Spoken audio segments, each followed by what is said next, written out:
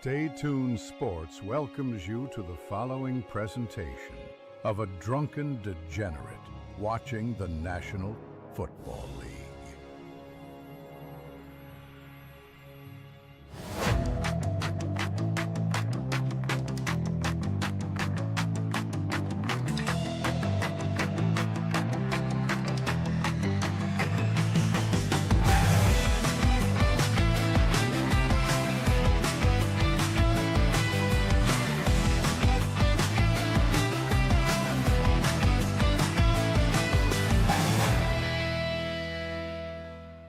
And welcome everybody to Stay Tuned Sports. It's your boy King hanging out with you here as we're getting ready for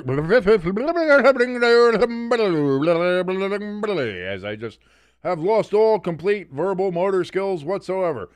As we are getting ready for our second divisional playoff game of the day, that's what I meant to say, between the Los Angeles Rams and the Chicago Bears to see who advances to the NFC Championship game in Seattle, Washington, to take on the Seattle Seahawks at Lumen Field at this time next week, 6:30 p.m. Eastern Standard Time.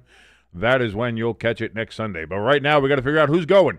Will it be the Southern California boys, or will it be the monsters of the Midway, the Chicago Bears, and Caleb Williams with his nails painted ever so nicely? We're going to find out here in just a moment. Thank you once again for joining us on this auspicious day, ladies and gentlemen. As I mentioned before, if you don't mind, hit that like button. That helps us out tremendously. That's if you like anything on this channel. I don't know why you would, but if you do, hit that like button. Also, and I got to say, it's probably even bigger, hit that share button. Let the world know this channel exists. That is a huge, huge help for us here. And, of course, as always, if you haven't done so yet, or this is your first time here, please hit that subscribe button as we are on the road to 1,000 subscribers and hopefully being monetized on this great and glorious platform known as YouTube. If you want to help us out a little bit more directly, you can do so by going to the top of the chat or in the description below. We have links for our donation station and our merch store. By the way, at our merch store, depending on what team you're a fan of and if you got screwed really badly, I know this is going to be very good for Bills fans that, especially after yesterday. Fuck the refs. Hoodies and T-shirts are available over at our merch store. Like I said, link in the top of the chat or in the description. Or you can just go to bit.ly/staytunedmerch. That's bit.ly/staytunedmerch. Comes pre-pixelated, so you won't break any local obscenity laws. And you can get the message across that I think everybody can agree with. Fuck the refs. Hoodies and T-shirts available right now over at Stay Tuned Sports Merch Store. That's bit.ly/staytunedmerch, or the link is just in the top of the chat or in the description below. Chat room is open, by the way. You want to come in, say hi, say hello, say how you doing.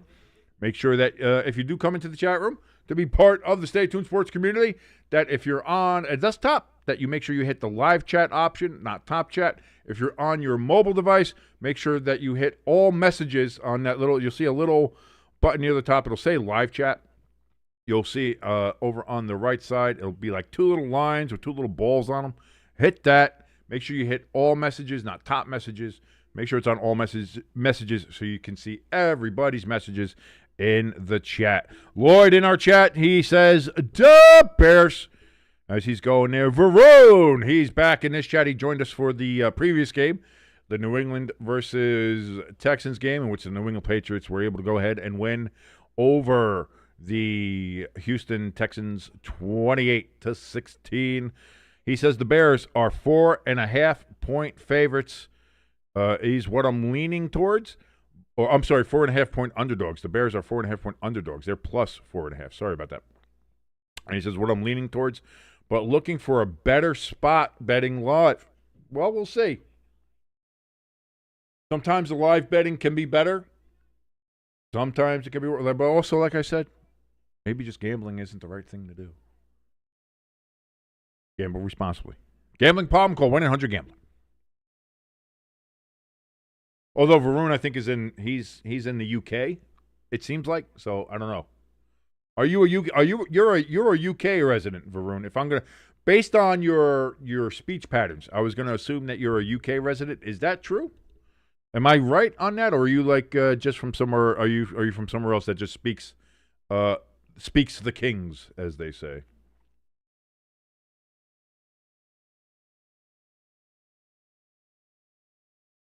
Over-under for this game is 51.5.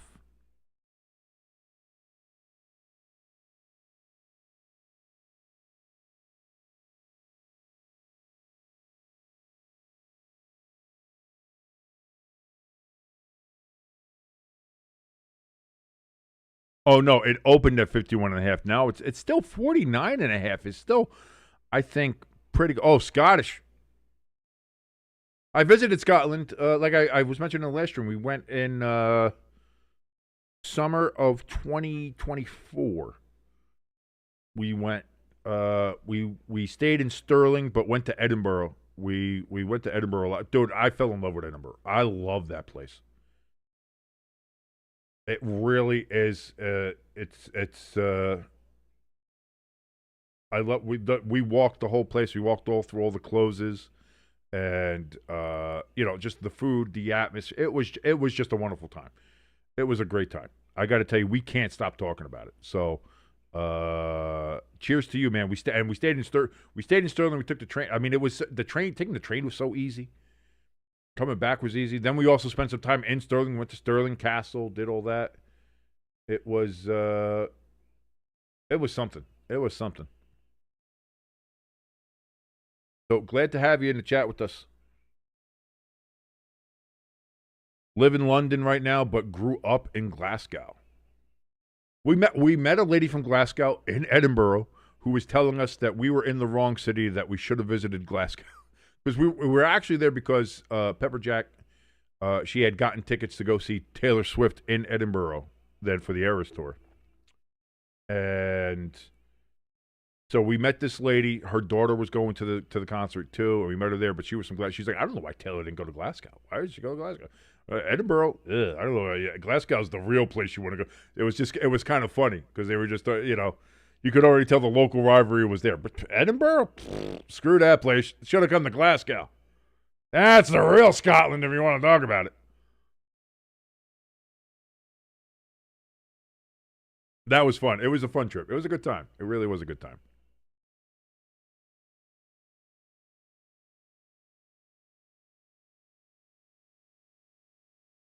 The Bears got the national anthem singer from the Blackhawk game. That's pretty cool. And he's singing, the whole crowd cheering like they do at Blackhawks games. Yeah, hockey culture. Look at that. Hockey culture seeping in to the rest of the world the way it should be.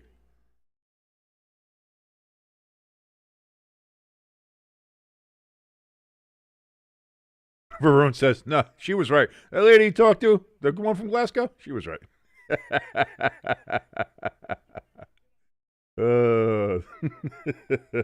Current temperature 19 degrees in Chicago. Feels like 7 with the wind coming in at 12 miles an hour from the west-southwest.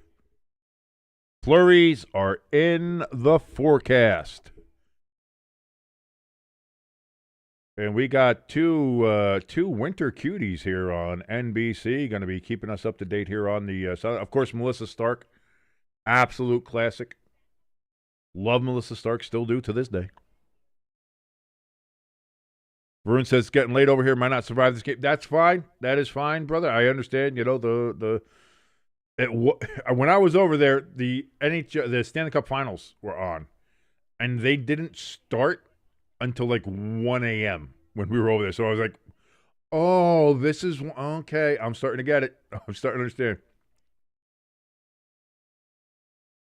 All those years of watching like WWE pay-per-views and like the primetime games and stuff like that. It's like, yeah, no, man, that's got to be rough if you're over there and doing all that kind of stuff and blah, blah, blah. And then you look back at you're actually over there. It's like, oh, wow, this really does kind of suck if you're over here. Any kind of primetime event happening over in this hemisphere really sucks if you're from England or Europe or anything over there. It's really, you can't really partake in that. Meanwhile, you guys, we're watching all your primetime stuff. Here it's like 3 o'clock in the afternoon.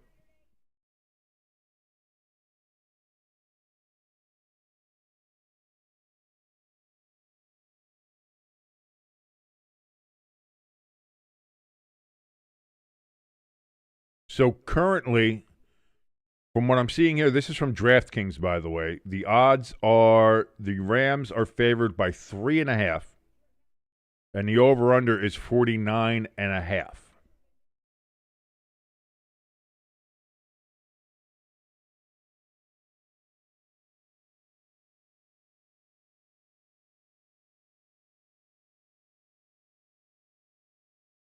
Waiting to see which team actually won the toss. Who's getting the ball first?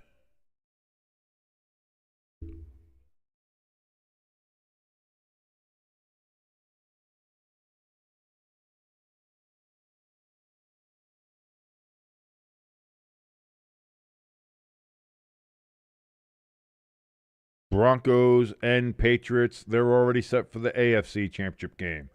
Who is going to win the NFC? We're going to find out who's facing the Seahawks to see who advances to Super Bowl 60. Ethan Evans, large, number 42. He's going to kick the ball off for the Rams. As the Rams have won the toss, they have elected to defer, and the Bears will get the opening kickoff.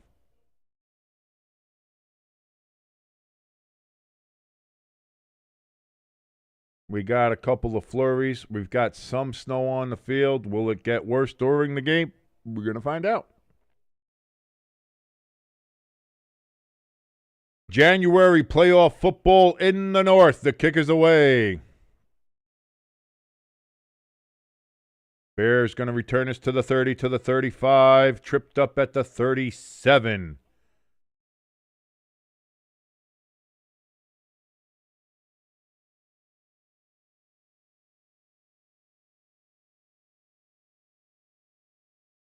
Get our stats lined up here.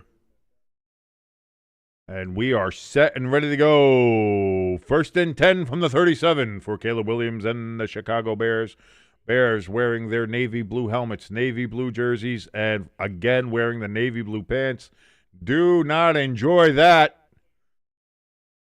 Rams wearing their blue helmet with gold ram horn, white uniform top, and blue pants with blue socks. Caleb throws on first down. That's going to be completed and brought up. Damn, what a run by DJ Moore.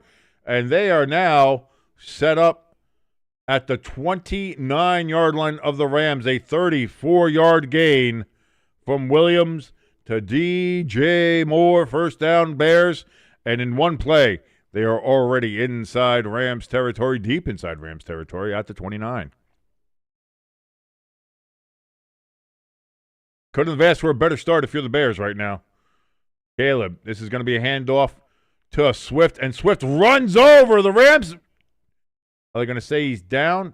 Rams are going to say that there's a fumble. Officials are saying that he's down by contact, second down. Let's see.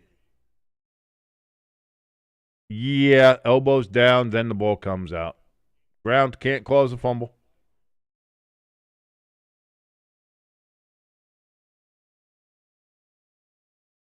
But also, if I'm DeAndre Swift, got to hold that ball better. Play action for Caleb. Getting pressure. He throws down the field. Oh, through the hands of Odunze. Incomplete, 3rd and 5. And then Odunze took a shot to the back. Oof.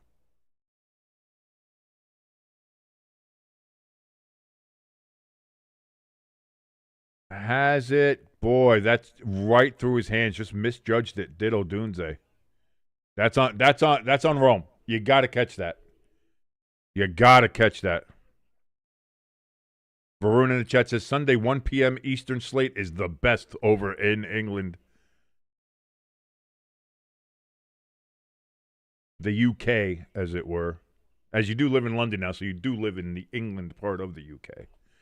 As we know, the UK made up from constituent countries. You got Wales, you got England, you got Scotland, Northern Ireland. Although you got to tell those Brits to get out of there. Get out of Northern Ireland. 4th and 3. Bears are going to go for it here. After a 2-yard run there from DeAndre Swift. 4th and 3 is the. It's 4th and 2. It's really 4th and 2. I don't know why they're saying 4th and 3. 4th and 2. Throws over, and that's going to be intercepted at the 2. Oh, no. What a great drive by the Bears, but it ends in an interception, and Caleb's grabbing his hand. Oh, no.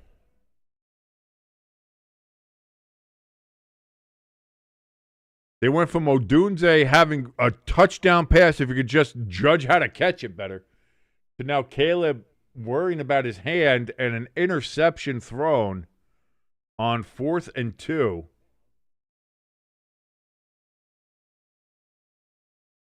And now it's going to be the Rams' ball, 1st and 10 from their own 15-yard line. So the Bears passed up on 3 points to go for it, as you would expect from somebody who came from the Dan Campbell coaching tree.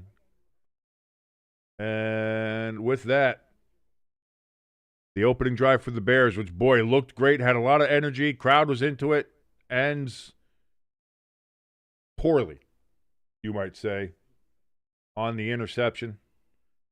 And when they come back from commercials here, it'll be 1st and 10 for the Rams from their own 15-yard line. Vern says, I plan to bet the Rams if they go down. Well, they did not. They did not go down. Instead, they have gotten an interception. And right now, as the live odds sit, the Rams are 5.5-point favorites now. It closed at 3. It opened at 4.5. It closed at 3.5, and now it's up to 5.5. Over-under's down to 47.5. Just to keep all of our degenerate gamblers knowing what's going on.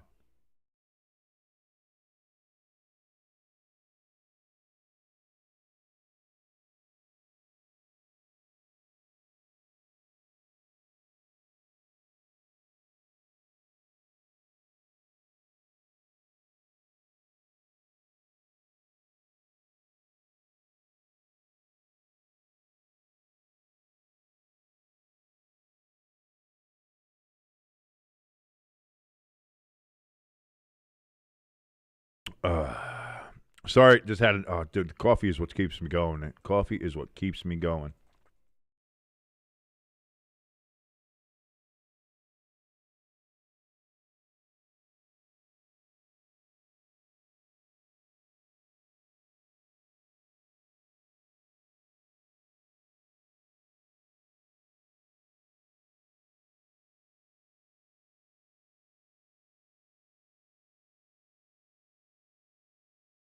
Oh, Caleb Williams. And then he took a shot to the face. I'm surprised that wasn't a flag. Ref's keeping it in the pocket. Stafford, 1st and 10, throws. Wow, well off target there. No. Maybe that's the finger spraying talking on that one. But Matthew Stafford, incomplete. I guess Puka Nacua was the intended receiver.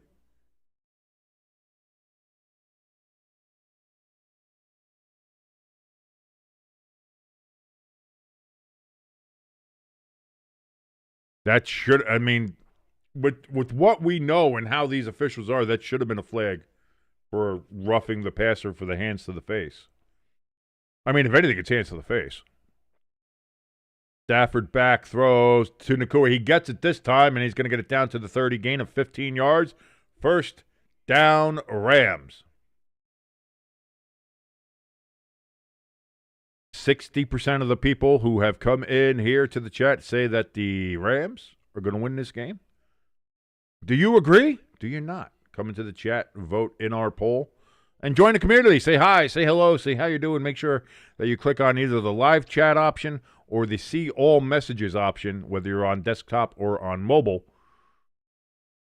to see all the messages and join our chat and community. Stafford, 1st and 10, throws. That was going to be a short pass, incomplete to Williams out of the backfield. 2nd and 10 coming up. Crafty in the chat says, so far a total of 3 quarterbacks from last year's draft class have gotten their teams into the championship game. Crafty says, how's Caleb's hand? I don't know. We'll see when he comes back out onto the field. If it's any better or not. Is he getting some Toradol? Is he getting it, Considering the weather, I don't think he needs ice on it.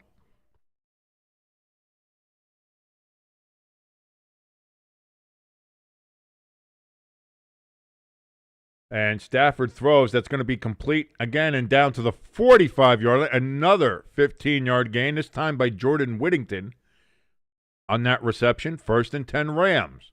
They are moving the ball here at 15-yard increments.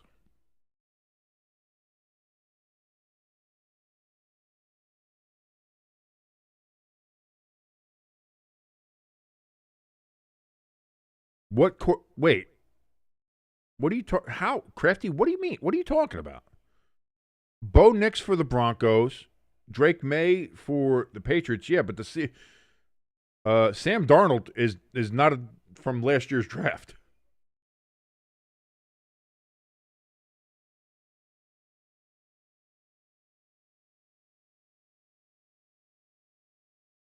Six-yard run by Kyron Williams there on first down. 2nd and 4.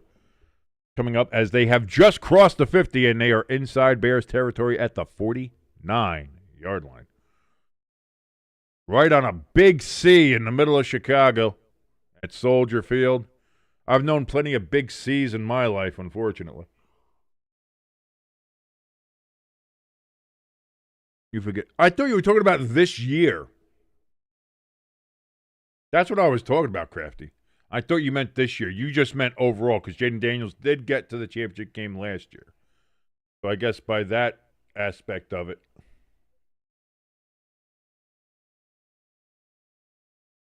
Timeout by the Rams.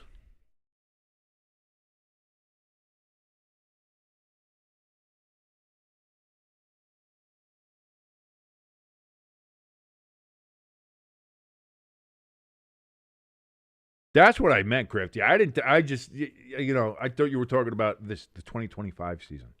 I thought you were talking about, I was like, Sam Darnold, he's been around for a minute. Like, I don't know, what do you mean? What are you talking about?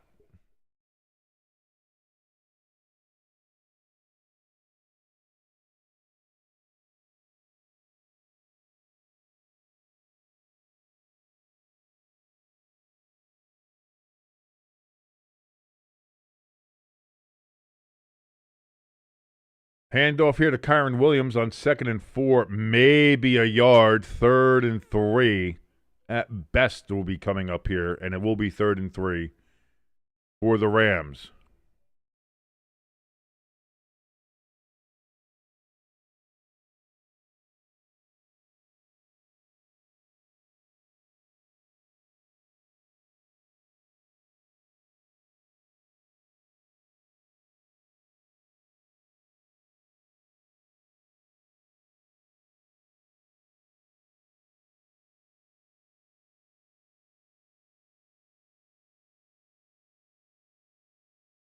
Thrown,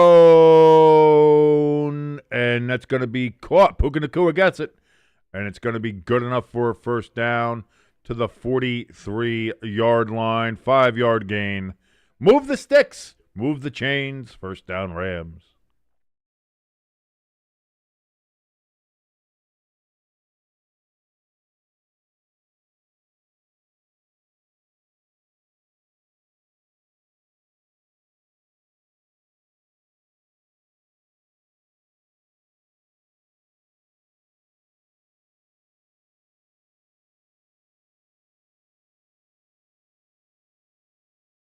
Williams bowls his way for about 8 yards.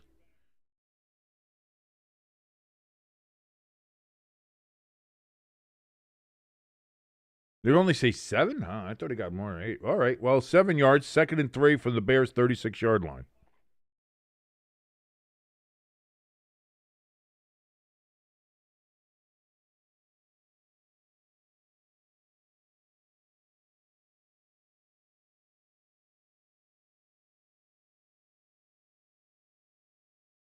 Both teams got some chicken broth and hot cocoa on the sidelines instead of Gatorade. Stafford throws, completed. That's going to be Whittington, and he's going to get it down to about the 16-yard line. First down and 10 for the Rams. They are moving the ball here. as they are now in the red zone. 20-yard gain for the Rams, and they do actually mark them at 16. My eyes still have a little bit of goodness there. Varun in the chat says, I live bet the Bears at 8.5-point underdogs. As it is currently, as I look at it now, the Bears are 8.5-point underdogs. So we'll see. We'll see. Maybe not a bad choice. Or we'll see. Stafford looks, throws. Oh! Parkinson did not come down with it. It was a little high, off the fingertips, falls to the ground, incomplete. 2nd down and 10 for the Rams. That may not be a bad bet there, everyone. That may not be a bad bet. Again, I'm not a bettor. I don't condone betting. As somebody with 17 cents in his bank account, I can't really bet, so who am I to talk about any of that? But that seems like, as a novice, as somebody who has no idea what the fuck he's talking about, that seems like a good bet. Seems like you're picking your spot. Trips to the left here for Stafford. Takes the snap on 2nd and 10. Throws over the middle. That's going to be caught at the 10.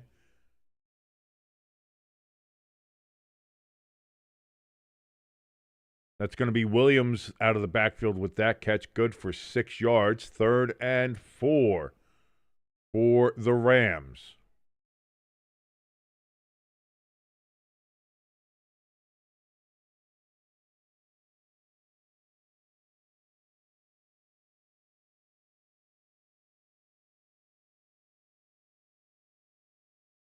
Stafford takes a snap.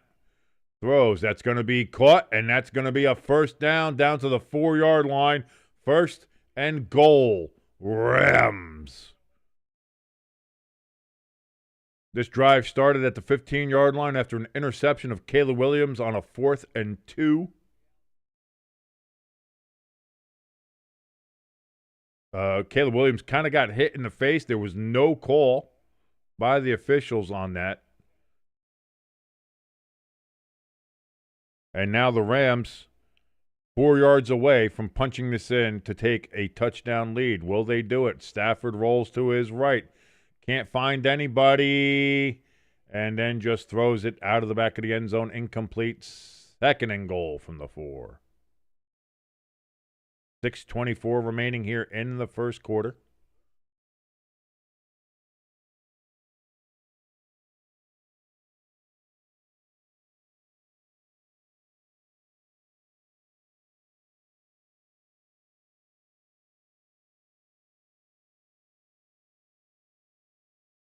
Second and goal for the Ramalama Ding Dongs.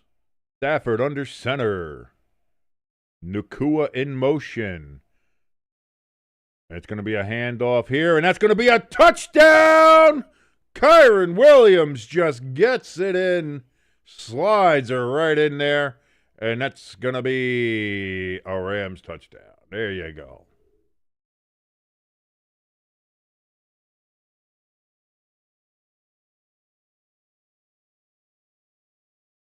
Puka Nakua throwing a key block here.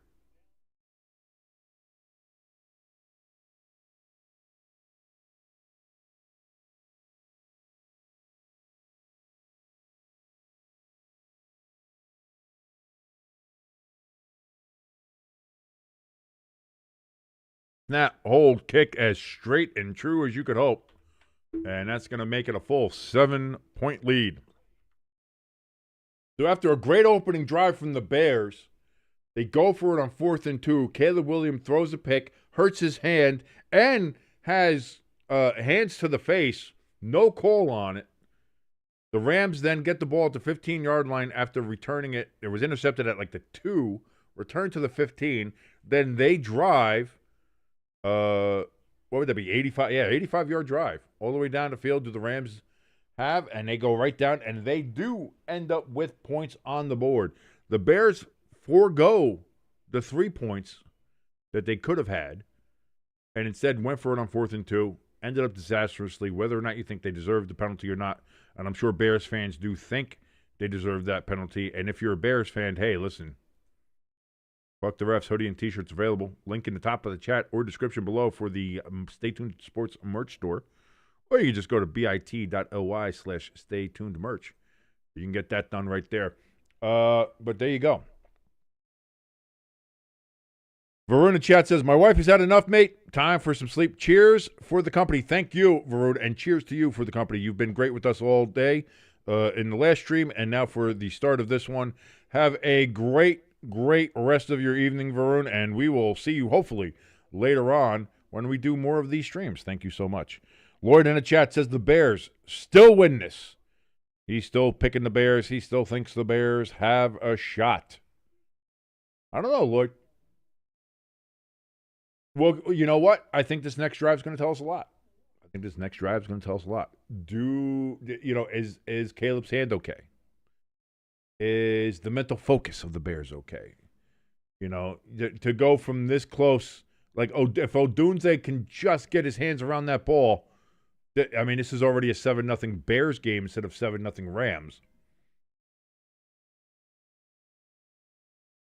Are you upset because the refs missed a call? Are you still in a good headspace? A lot of questions are going to be answered with this next possession by the Chicago Bears. We're going to find out in just a moment. But thank you so much, ladies and gentlemen, for joining us here on Stay Tuned Sports. My name is Kick. As we've just been hanging around with you all NFL season long. It's been fun. It's been a great journey. I've enjoyed it. I certainly hope you've enjoyed it as well. And now we're coming to the close. But as we do so, please, I want to make sure that you can go ahead and help us out here a little bit. And you can do that by hitting the like button. Helping us out even more so would be if you hit that share button. Share us with the world. Let the world know this channel exists. That helps us out tremendously. Of course, as always, too, if you haven't done so or this is your first time here, please hit that subscribe button as we're on the road to 1,000 and hopefully being monetized here on this great and glorious platform known as YouTube. The field in Chicago getting a little lighter from the snow falling in Chicago, Illinois. And that kick is going to be in the landing zone and then touchdown there in the end zone. So that's going to be a touchback, an old classic traditional touchback to the Bears' 20-yard line. 1st and 10 for Caleb from the 20. Let's see what the Bears do on their second drive of the game.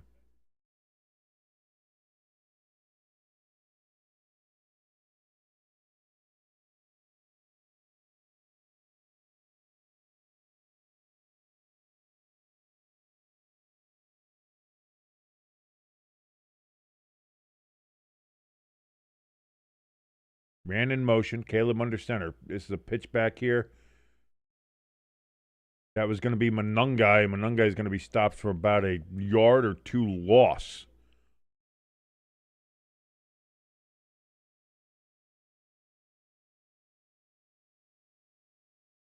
Full 2-yard loss is what they're giving to Monungai. 2nd and 12.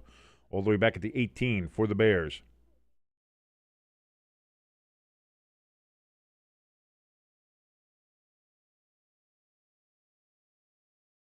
Second and 12. Caleb's in shotgun now.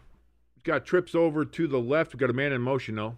So that's going to be Odunze. Moves all the way to the right. Throw. That's going to be caught Burden. And Burden is going to make a couple Rams miss. And he gets down. It's going to be about it's like 11.5-yard gain for Burden. He says first down. But it is not quite a first down yet. 3rd and 1 from the 29. Can the Bears get the first down? We're going to find out here in a moment.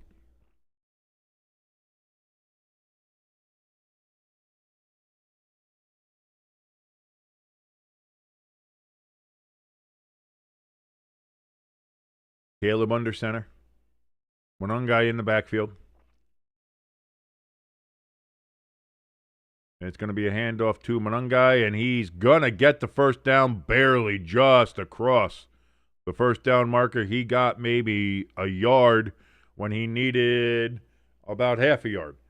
So, by the simple math, it's a first down by half a yard. First down, Bears, move the chains on the 31-yard line.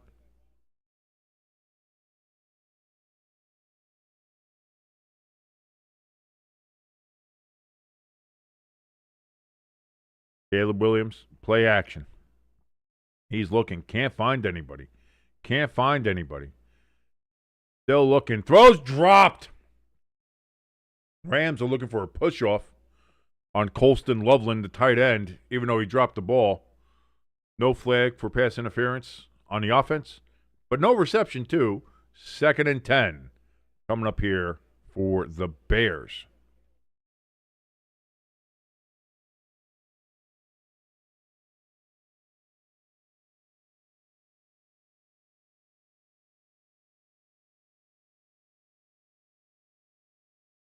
Snow looks to be getting a little bit heavier there in Chicago. 2nd and 10. 4:16 remaining here in the first. Caleb Williams back, looks, throws over the middle, bobbled, then caught.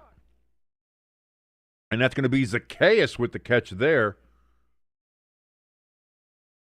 And it's going to be 3rd and about 1 yard again down at the 40-yard line.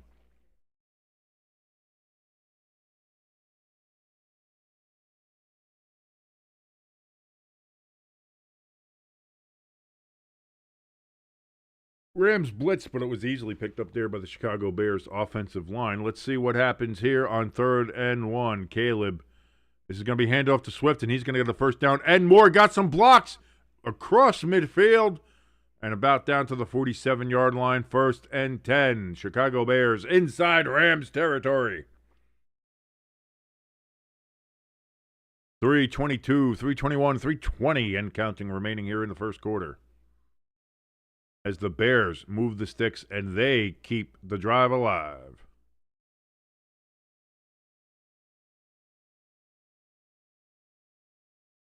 So here's Caleb. He's in shotgun. Seems to be the default for... Oh, we've got offsides on the Rams. Free play for Caleb. He chucks it up. It's going to be caught. Down at the 24-yard line. Colston Loveland. He's got that, so they will go ahead and decline the penalty. Rams were well into the neutral zone. And that's going to be a first down.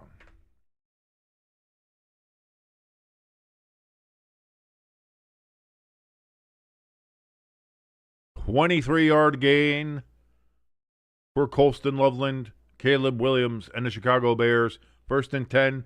They mark him down at the 24-yard line. Caleb under center. He takes the snap, and he's going to hand this one off. This one's going to be to Monungai. And Monungai's bowling his way down to the 9-yard line. 1st and goal, Chicago Bears.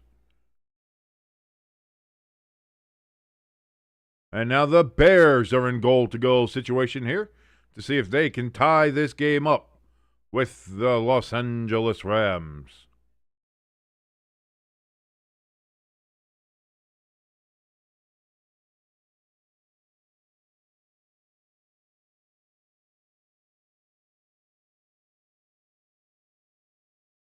First and goal, Caleb's under center.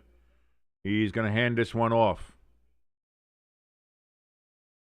A yard gain there for Monungai. That is it. 2nd and goal from the 8 coming up.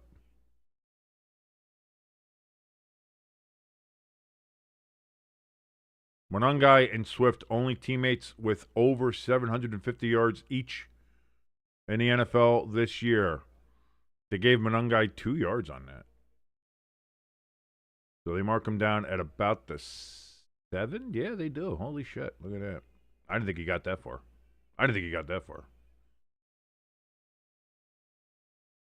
Caleb. This is going to be another handoff to Monungai, and Monungai gets it down to about the 3-yard line. 3rd and goal from the 3, and we have hit 1 minute to go in the first quarter, and the clock is still counting.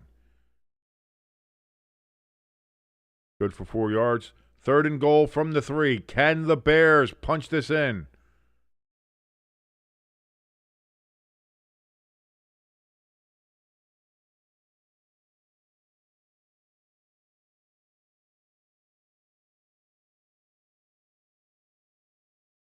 Caleb under center. Man in motion, and we've got a timeout. The Bears calling a timeout here. They want to make sure they got everything set, everything right for this big play. Big 3rd down, big 3rd and goal from the 3. Looking to see if they can score a touchdown here and tie this game up with an extra point.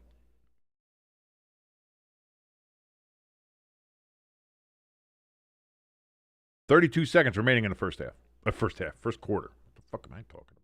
He's trying to curse less.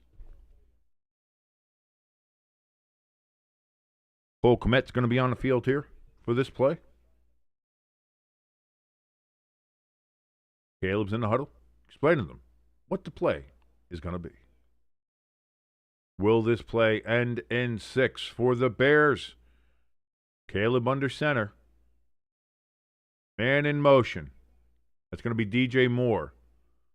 Caleb stands up, calls out. Now we got another man in motion. We got a handoff here to Monungai, and boy, no gain on that one. And now it's going to be 4th and goal from the 3.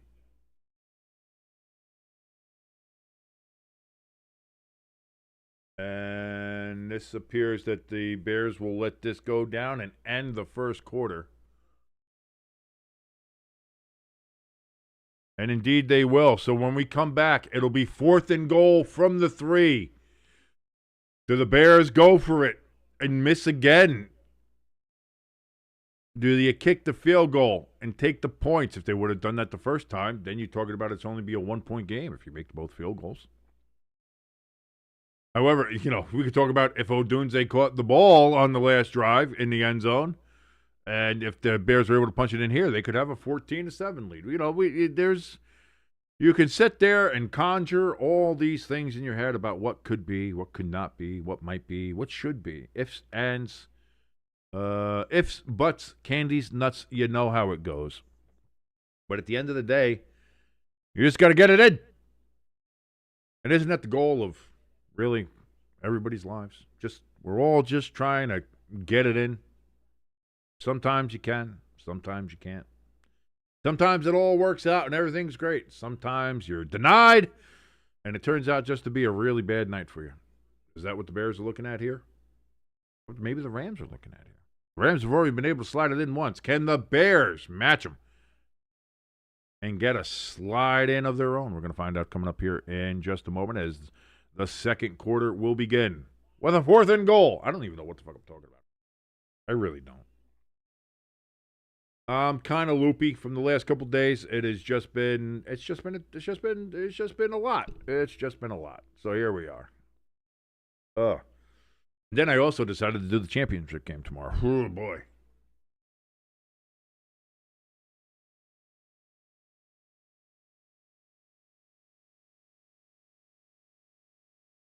Let's check Twitter. Let's see. Anything else going on here? Any breaking news? Hopefully nobody else is hurt. This is around the time where we got that Bo Nix news yesterday.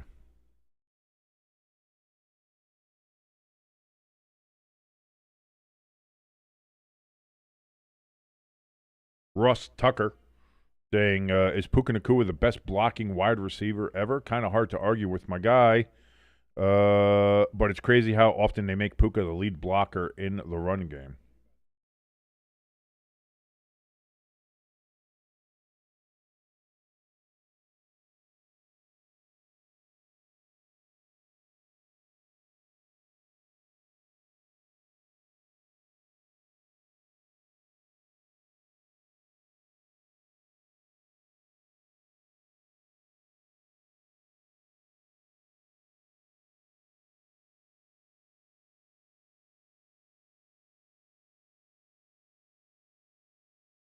Mike Vrabel, good mood, surprising.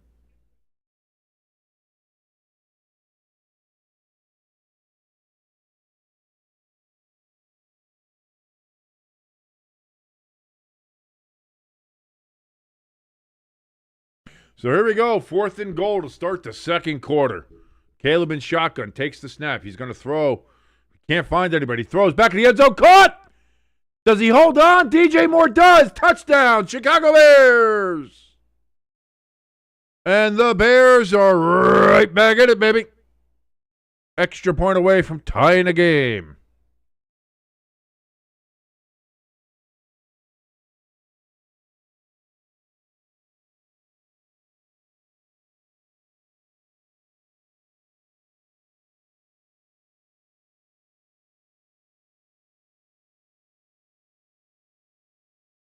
And he bobbled it, too. He bobbled it while he was getting contacted and still held on to it. Cairo Santos, snap, hold, kick, up. Extra point is good. The snow is getting heavier in Chicago. And now it is 7-7. 14:55, just 5 seconds gone in the second quarter. As the Bears fans are singing, Bear down, Chicago Bears. Whoa. That was rude, and that was disgusting. My apologies. But sometimes you got coffee in you, baby, and you just gotta, it just comes out. You can't help it. So I do apologize for burping, but c'est la vie, such is life.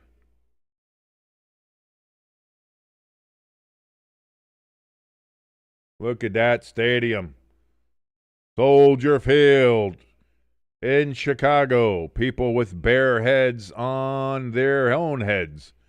And they're getting covered in snow. The field getting covered in snow. The snow getting heavier, thicker in Chicago.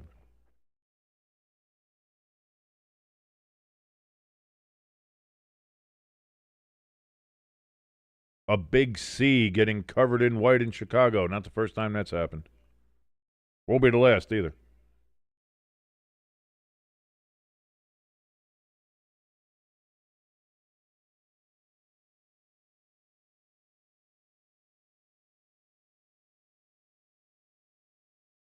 And this kick is going to land in the end zone and be a touchback. Rams are going to get it at the 35-yard line.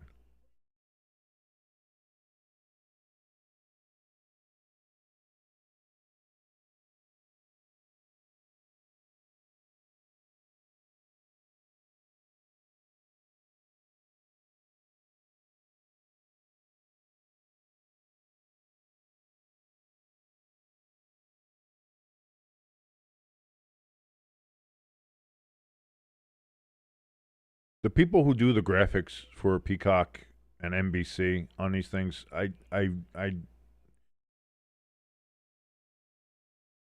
know if I've ever been that high. Anyway, Matthew Stafford play action on 1st and 10, avoids the pressure pretty well, throws that into double coverage and almost gets picked. What the hell was Stafford thinking on that one? That was an absurdly bad throw and a bad decision. I mean, the throw might have been fine. The decision to throw it was horrendous. You're supposed to be an MVP candidate. That's not a pass that you throw as an MVP candidate. That was bad. That was like a C.J. Stroud decision bad. 2nd and 10, quick over the middle throw here from Stafford. Better decision. That one actually is caught. Kanata Mumfield with that reception. 3rd and 4 upcoming after that 6-yard gain. At the 41. Rams obviously have to get to the 45.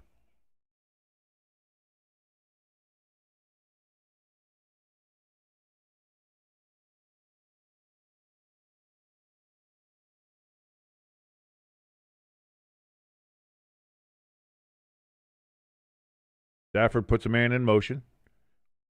Empty backfield. Takes the snap. Bears show pressure. Stafford throws, and there must have been some kind of miscommunication or something because there was nobody looking for that pass. Incomplete. Bears stop the Rams. 3 and out. And the Bears are going to get the ball back here. And that snow is really coming down. This is true football here. This is why you don't build goddamn domes.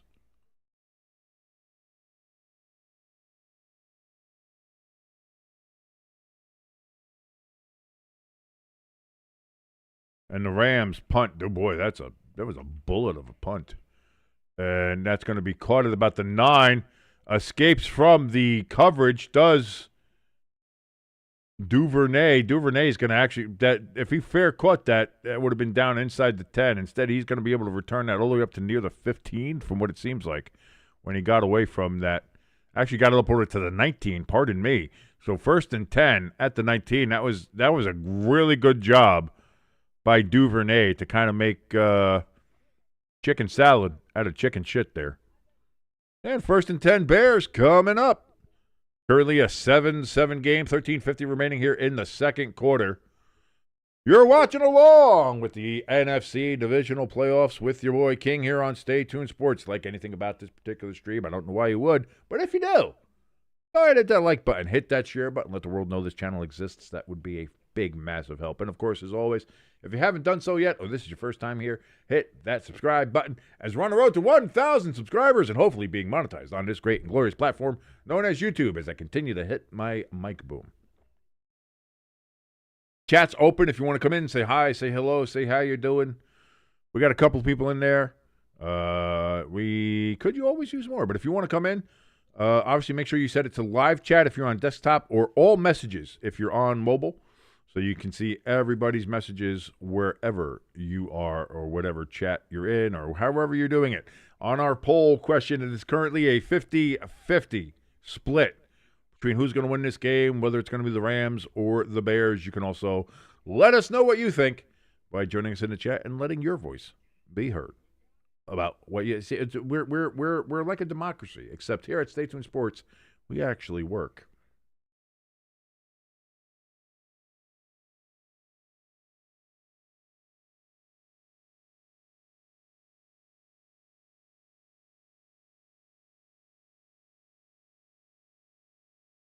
We have a quote here. This comes from the post-game presser from Texans quarterback C.J. Stroud. Quote, I look back and feel like I let people down, and that hurts. Well, you threw 4 interceptions.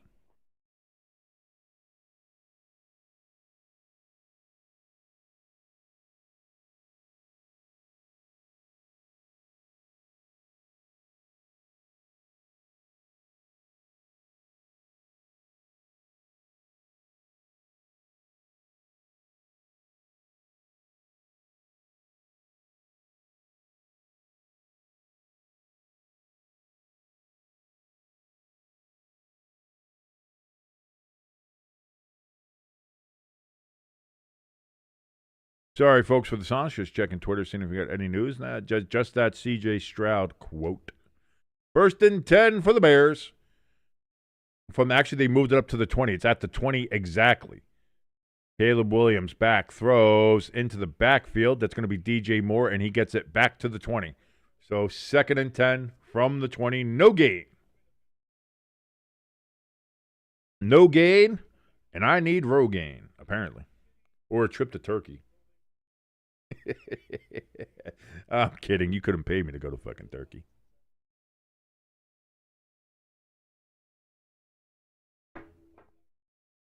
Second and 10, 13-19 counting remaining in the second. Caleb in shotgun. He's got trips to his left. Caleb steps back. Gets a little bit of pressure in and out of the hands of Loveland. Incomplete. 3rd down. And 10 for the Bears.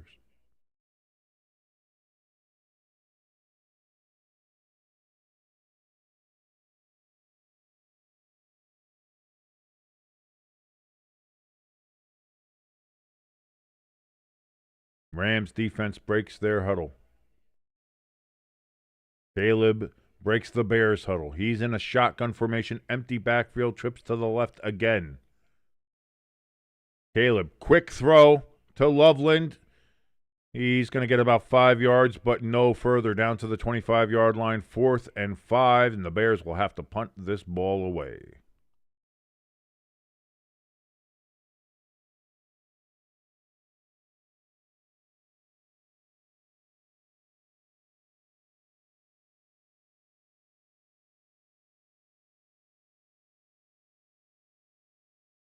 So here we go. Bears got the punting unit on the field, clearly. You know, you're on your own 25. It's snowy. You don't want to do anything silly now. You don't want to do anything silly. And they don't. They do just punt the ball away. You always worry. And that kick is going to go out of bounds at the 24-yard line of the Rams. So that's a 51-yard punt, no return.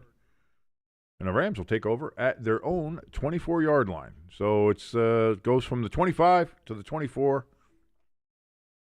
And we've got another commercial where we got to stare at Samuel L. Jackson selling us the Olympics and Capital One. Is it Capital One and Olympics, or is it just Olympics? The problem is, every time I see Samuel L. Jackson now, I just think it's Capital One. So.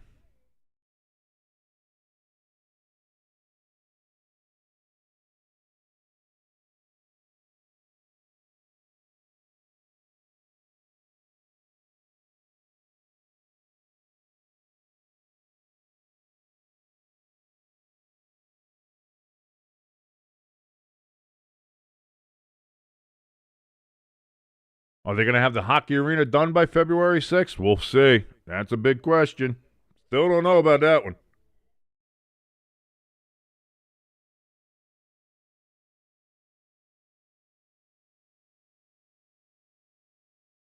No idea if they're going to have that ready. But if they do, we will be covering the Olympic ice hockey games on here as well, especially Team USA, clearly.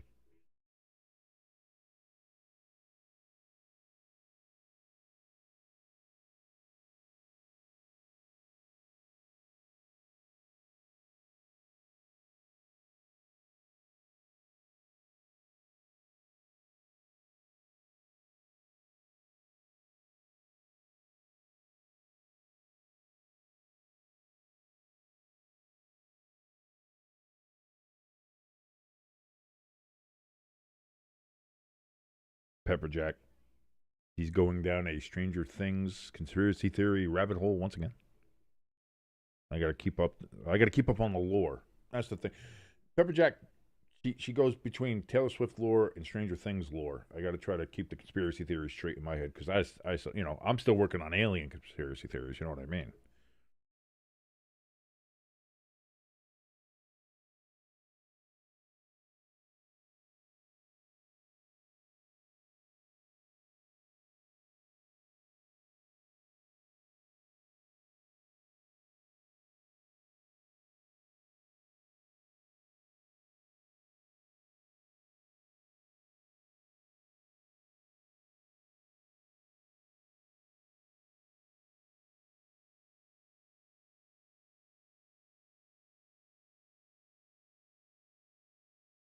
Oh, I see what she's trying to say there. Well, we'll see. I don't know. 1st and 10 for the Rams. Kyron Williams, he's going to get back to the line of scrimmage and no further. 2nd and 10 coming up for the Rams.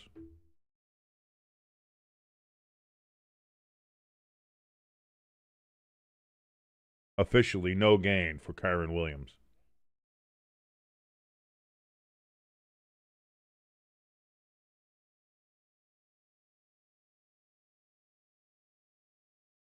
Lloyd in the chat still believing the Bears are going to win this game. It is 7-7. Rams facing a 2nd and 10. Stafford back. He's got time to throw. But his arm is hit as he throws, and it is recovered by Kyron Williams. Are they going to say they're saying incomplete pass? I thought that was a fumble. He hit his arm. Oh, they're saying fumble. And it was a fumble, and he's saying gave himself up as recovering the fumble so he didn't advance. That's because Kyron Williams got back up and tried to run. They're saying I don't think that's giving yourself up if you try to run. I think that's a bad call from the officials killing the play early, but what do I know? I'm just a fan who watches all the fucking games. 11:04, 3rd down and 11. Throw by Stafford over a defender and completed. Wow. Ferguson with the catch. Stafford threw that perfectly right over the outstretched defender and into the waiting arms of Terrence Ferguson for a 19-yard gain. Hell of a throw by Stafford. And that's a 1st down to the 42-yard line. Rams move the chains. 1st down. Stafford under center. Nakua in motion. Stafford calling out new protections. Oh, blitz off the left side, and he never had a chance. But too bad your ass got sacked. 7-yard sack, 2nd and 17, back at the 35. Brisker untouched. Untouched on the safety blitz.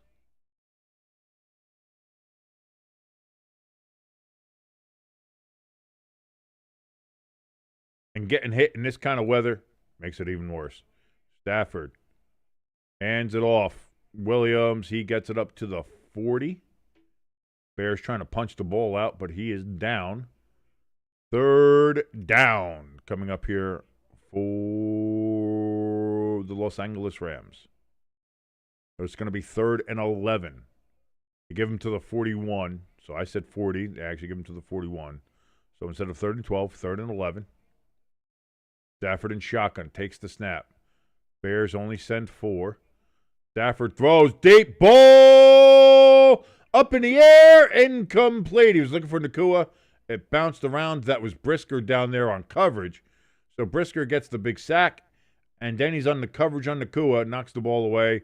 It's going to be 4th and 11 from their own 41. And the Rams will have to punt. Punts. The Cleveland Browns are going to love this. I love that guy. That guy does a good job. So 4th and 11. Rams are punting the ball away, and they do it. Woo! Look at that punt go.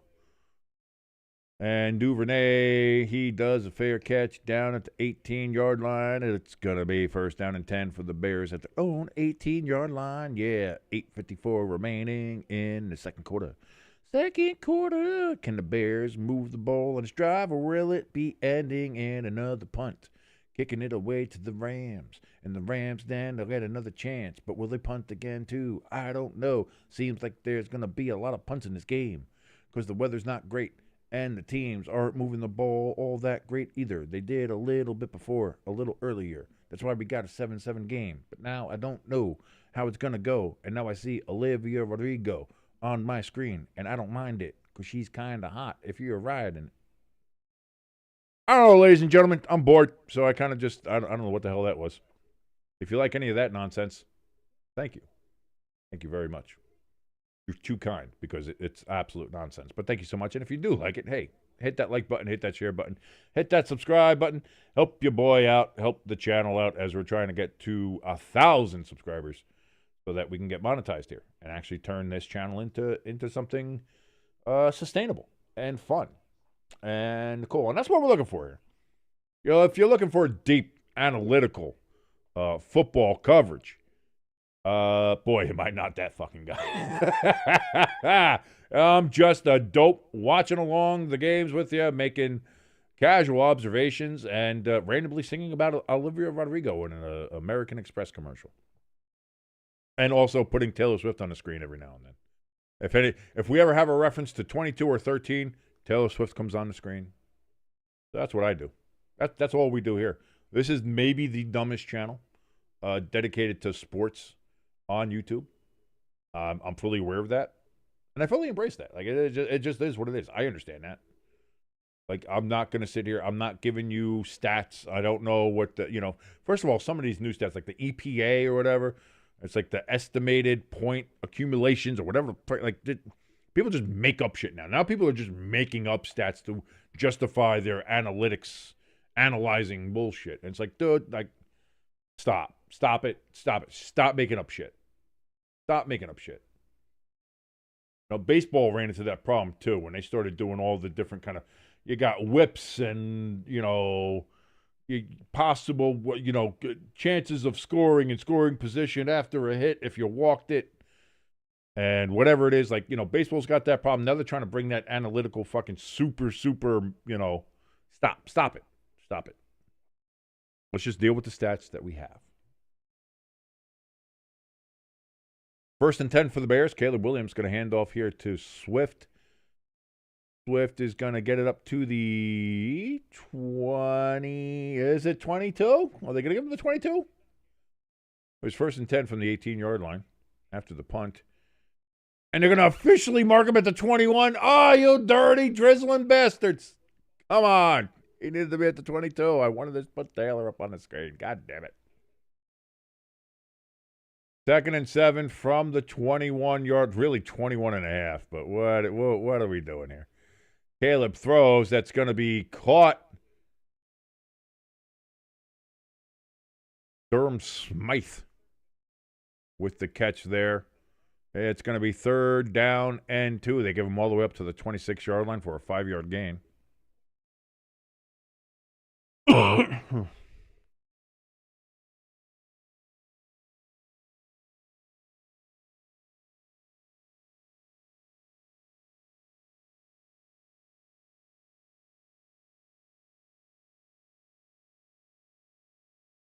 .42, 7:41, and 7:40 remaining here in the second quarter. Throws, caught, Loveland with the reception, and he gets it all the way down to the 36.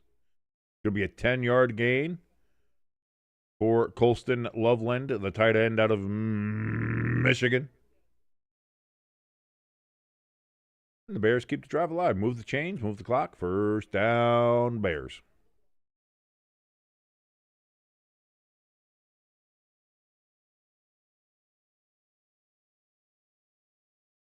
Williams, 9 of 13, 1 touchdown, 1 pick, and 100 yards thrown now. Out of the backfield, he's going to throw that to Luther Burden, and Burden, he's going to get about 7.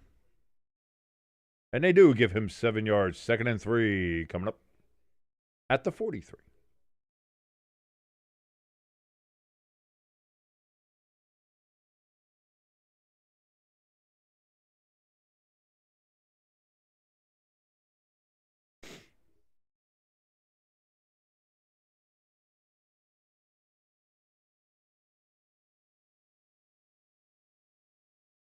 Rams throw some pressure, but Caleb's able to get it away. Monongai, he's going to get it all the way down to the Rams' 40-yard line. 1st down, Rams. First down, Bears at the Rams. They're going to mark him down at the 41. That's a 16-yard gain for Monongai. And the Bears move the chains. 1st down.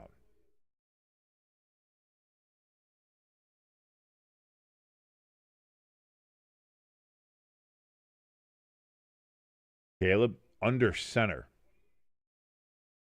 Zacchaeus in motion.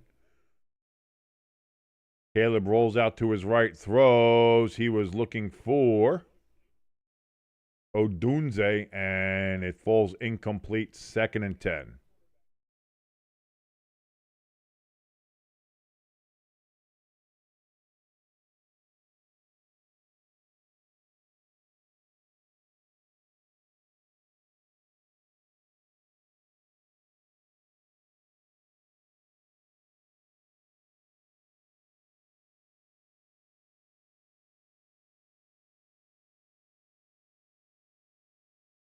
On 2nd and 10, handoff to Swift, and Swift is going to run, and I think he got the 1st down there. They might mark him short, but I think he got that.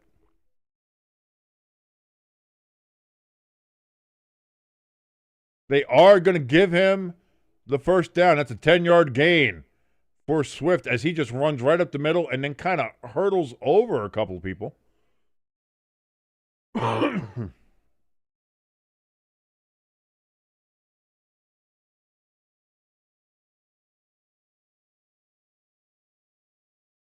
They're going to use replay assist and say he's just short of the 1st down. I'd like to see the replay of that because I honestly thought he got there, but they're officially marking it at only as like a 9.5-yard run. 3rd and 1 upcoming for the Bears at the Rams' 32-yard line.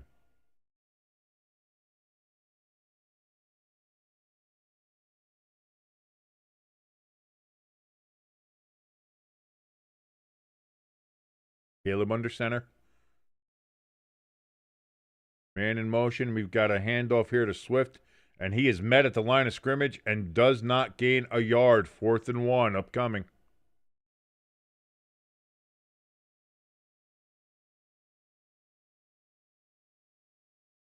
They are at the 32. The Bears don't appear to be going for a field goal here.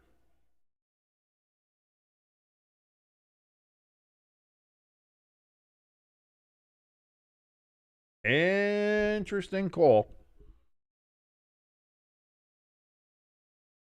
4th and 1. Caleb under center. Calls out protections. Play clock at 5. They snap the ball. It's going to be another handoff, and they are not going to get there.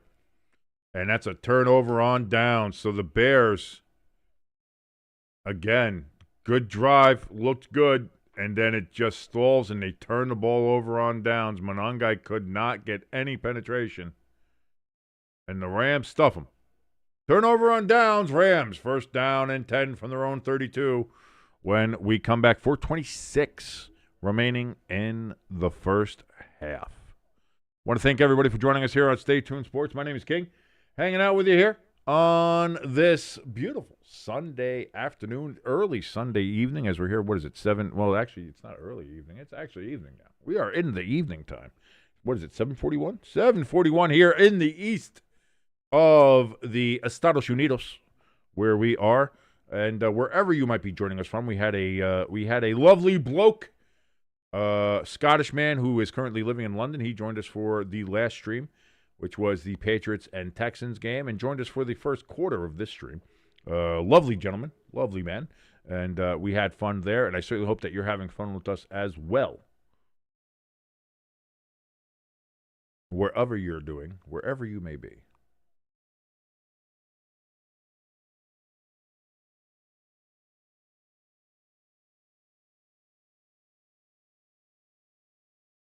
Let's check Twitter, see what's going on. Just looking for something. Just looking for something to talk about here. Anything but Skip Bayless, and that's the first thing that pops up. So Skip Bayless can eat shit. I think we can all agree on that one.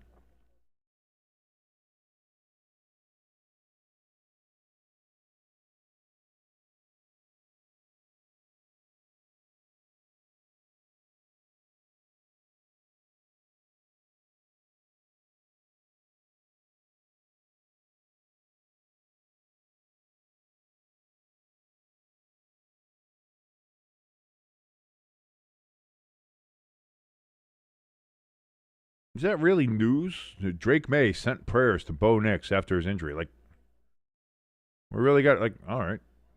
I mean, it's fine. I'm not saying it for that reason, but it's just like, how is that?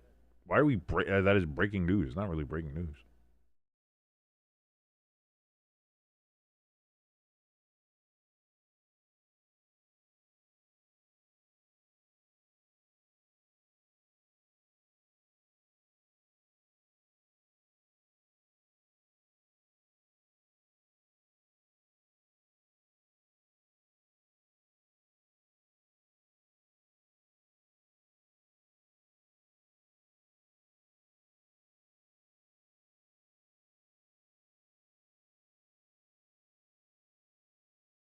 Rams on 1st and 10. Stafford's going to pass it over to Nakua. Incomplete.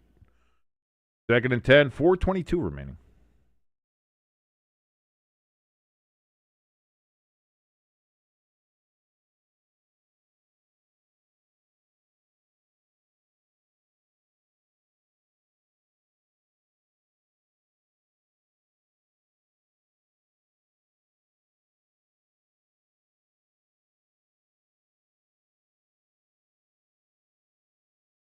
Stafford under center. Play action.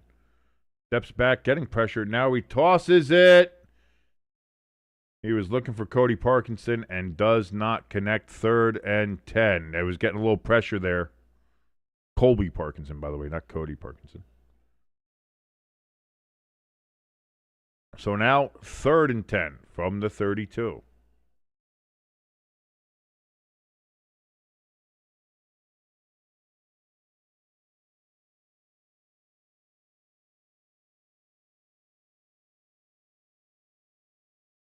Oh, there was a flag during all this that was completely missed by NBC. So there was a flag, illegal use of hands to the face. And that's a 5-yard penalty, but an automatic first down for the Rams. It was against the Bears. Thanks for keeping that abreast for us there, man. So 1st and 10 from the 37 for the Rams, and that's going to be no gain on 1st and 10. They're going to give him a yard. I don't think he even got that much, but I'll go with what the stat tracker says. 2nd and 9 from the 38. Hey, NBC Peacock, you got to be on it, Cock. What are we doing here? Let me know when there's a flag. Stafford, we got a somewhat deep ball, no flag, not really near anybody, incomplete. 3rd and 9 coming up for the Rams.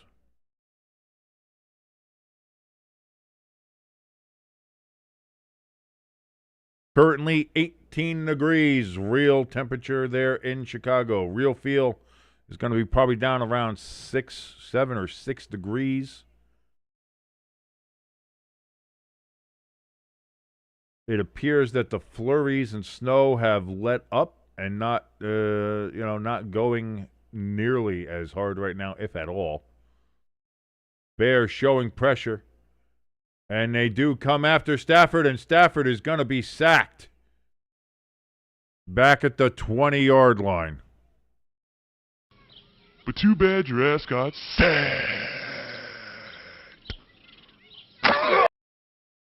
And now it's going to be 4th and 22. You know what that means? We get to see Taylor for at least one down.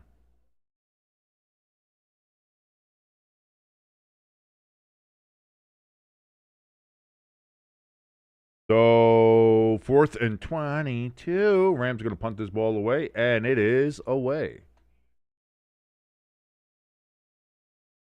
Duvernay gets it at the 30, returns it up to about the 36 or 37. Well, it depends on where they're going to put that there. Taylor goes away for now. Pecan throws his Taylor heart on there into the chat. Thank you so much, Pecan. Always good for the heart emoji when he sees good old Taylor Swift gracing our screens. So 1st and 10 for the Bears. They're going to mark them at their own 38-yard line. And that's where we're going to start. 2:54 remaining here in the first half. Rams have 2 timeouts. Bears have 2 timeouts. It is a 7-7 game. Still anybody's ball game. If we take a look over at what the DraftKings line is at now. Again, this game closed with the Rams being a 3.5-point favorite over the Bears, and the over/under being 49.5. Right now, currently, it is. I believe it got up at one point when the Rams scored their touchdown to be a 5.5, or it was 8. I'm sorry, yeah, it was like 8.5. The Rams were 8.5-point favorites at one point here. It is now down to 2.5-point favorites for the Rams, and the over/under has dropped to 42.5 on that if you're doing live betting, which we don't condone or vilify here. You do whatever you want. You are grown-ass adults. You're free to do whatever you would like. Stats, as we take a look at it right now, Caleb Williams, 11 of 16 for $123. He's got a touchdown and a pick. Matthew Stafford, 8 of 17. Not doing very well there, below 50% on his passing. 92 yards, that is it. Kyron Williams is the leading rusher for the Rams with 24 yards rushing. DeAndre Swift, he's leading the Bears with 33 yards rushing. That's on 6 carries for Swift and 6 carries for Williams. Williams also has a touchdown for the Rams. When it comes to receiving, Whittington, he's got the lead for the Rams. He's got 35 yards on 2 receptions. Colston Loveland, he leads the Bears with 38 yards receiving, and that's on 3 touches for him. And that is where we are right now. ESPN metrics currently have the Rams at a 54.6% chance of winning this game. The Bears at only 45.5, but that is actually probably the best odds they've had. No, they were at 48.9 at one point a little bit earlier, which I guess just a couple minutes ago. But for the most part, it's weird how this odds tracker goes, like this win probability tracker. I don't know what the metrics are for it or why they have it the way they do, but whatever. Bears have 177 total yards, by the way, to the Rams 96. 1st and 10, Caleb Williams back to throw. Throws over the middle. Caught! Rome Odunze gets it down to the Rams. 35-yard line. 1st and 10. Chicago Bears.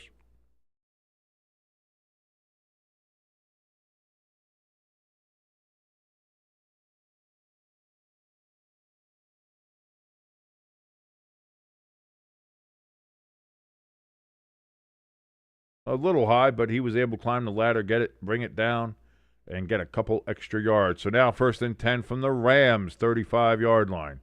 Under center is Caleb. This is going to be a handoff to Monangai. Monangai, half a yard. That is about it. They're going to mark that as being 2nd and 9. It's really 2nd 9.5, but that brings us to the 2-minute warning. So strap in. There's more commercials to get through here on NBC Peacock. As we just came back from a commercial, but we've got to sell you shit. We got to sell you shit, apparently. To be fair, if I had any kind of advertisers on this channel, I would be selling out like a motherfucker, but trying to curse less. But that's probably a reason why we don't have any sponsors on here, because I'm saying curse like a motherfucker. So Pecan says Bears need to start getting these 3 points. They've as far as by my own calculations, and let's not forget I failed math with a 17 while I was in high school. But by my calculations, the Bears have given up 6 points by foregoing potential field goal opportunities on 4th downs. One on their first drive of the game, one on the last drive they had here in the second quarter. So that's 6 points right there. You're talking about that would be a 13-7 game. Plus the Bears have the ball right now. So how does that work out? How does that shake out? Again, would the Rams have scored a touchdown on their first drive if they didn't get that interception and bring it back to, like, again, how, you know, butterfly effect. How does that all work out? I don't know. Again, that's why I said by my calculations, because my calculations most likely are wrong. But by my view. So I agree with you on that, Pecan, that you got to start getting the points. And this game now has already shown you that points are at a premium.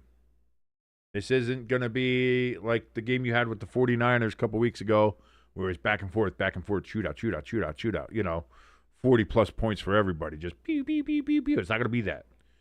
So get the points where you can. You've already given up potentially 6 points in this game by foregoing those field goals. Will that come back to bite you in the ass? You can stop that bleeding by actually kicking the field goals now.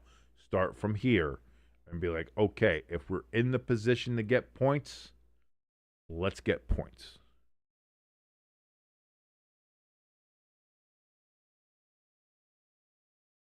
I understand the NFL these days is coached a lot more like, I mean, this is the problem when you have a generation now of coaches, like we're not even talking about players now, but coaches who grew up on playing Madden and having Madden football as part of their lives.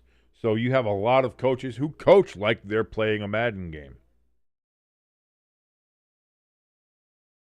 So you get a lot of those people want to go on 4th down. You want to get the touchdowns. You want to try to maximize your points, and I get that. But you got to do double play action here. Thrown to Monangai out of the backfield, and that's going to be good for about 5 yards. 3rd down and about 4.5. They're going to call that from the Rams' 29.5-yard line. 3rd down for the Bears. Clock is ticking. 1:37, 1:36, 1:35 remaining.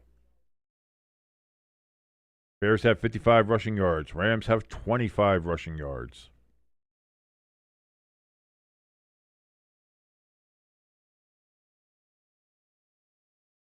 Caleb in shotgun. Colston and Loveland in motion.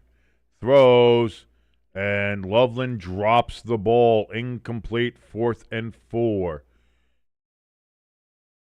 And the Bears are, hey, Pecan, they're listening to us. Look at us. Being a couple of smart guys here. They're going to go ahead for the field goal, or the Bears try to get some points here.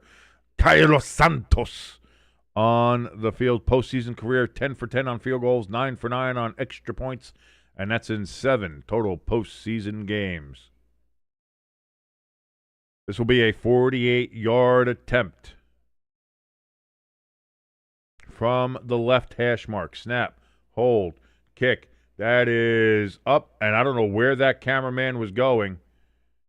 Didn't get to see what the fuck happened because the cameraman had a goddamn seizure. But apparently it is through. It is good, and that is a 10-7 lead for the Chicago Bears with 1:10 remaining here in the second quarter.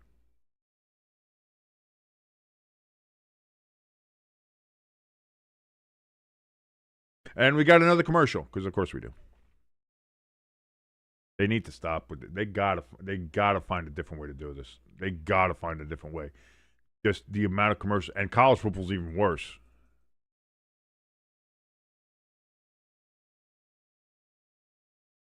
Todd Burns in the chat. He says, "Go Rams, Rams house." He says, as the Rams currently trail by 3 points to the Bears. It could be worse. If the Bears had gone for field goals on their last couple of opportunities where they could have had field goals, they could be up at this point 16-7. Could be a 9-point lead. As it is only a 3-point lead for the Bears. Will the Rams be able to take advantage of that? We're going to find out here, Todd. But thank you so very much. He says, "Go Rams, beat them like the Lions did." Again, that was a case of, and this has kind of been the Bears' MO. The Lions did beat the Bears.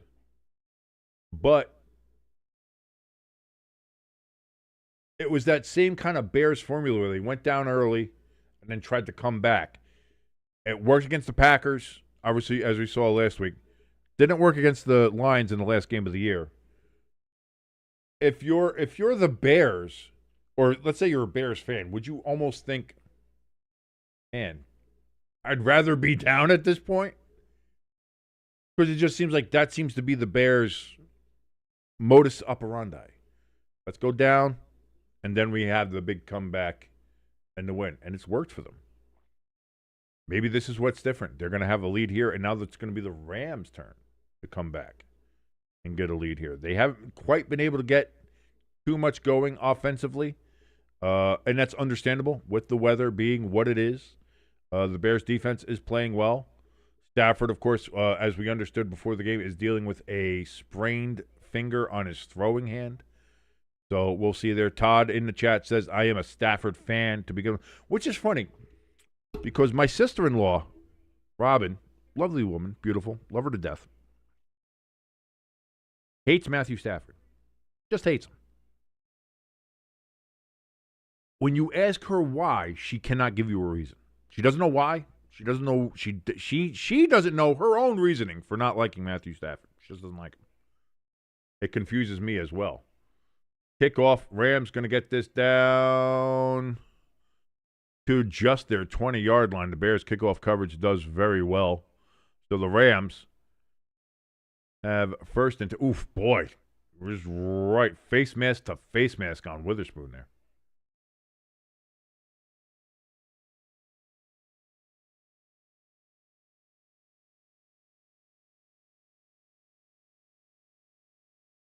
So here we go. 1:05 remaining after the kickoff. First and 10 from the 20-yard line. Can the Rams get down the field with 2 timeouts and get in a position to score?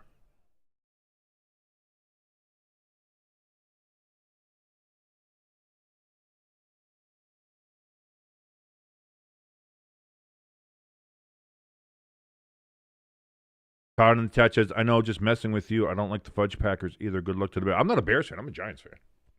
I'm just covering the games here, man. That's all I do. See, the Giants. There we go.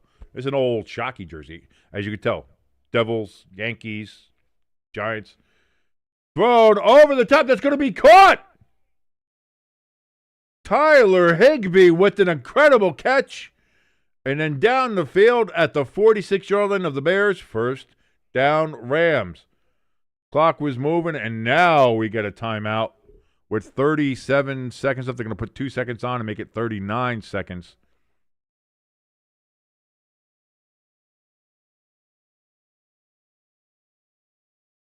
Rams with 1 timeout remaining. I Grow Fighting back in the chat says, "Go Bears!" I Grow Fighting says, "These names you put on your polls always confuse me. I voted wrong on accident." I know. I really am a dork when it comes to that. I'm kind of an ass.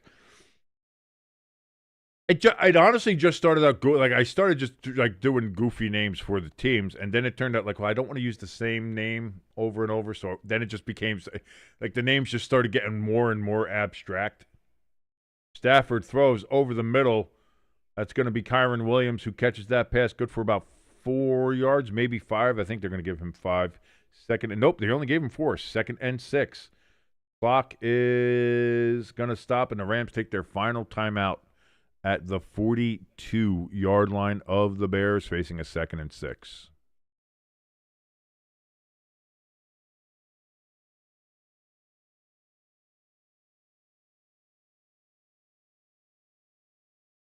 But here's the thing, I Grow. When you're looking at it,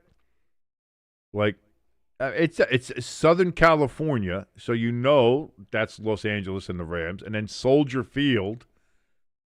Who plays at Soldier Field? I feel like if that's confusing, that might be more on you than me. I'm just saying. 30 seconds remaining after the last timeout for the Rams, facing a 2nd and 6. Stafford back, steps up in the pocket, avoids the pressure. That's going to be caught by Kyron Williams, and he breaks away. First down to the 27-yard line. He's trying to get up so they can spike the ball. The Bears are laying on top of him. And we've got a flag, and that might be delay a game on the Bears for laying on top of them.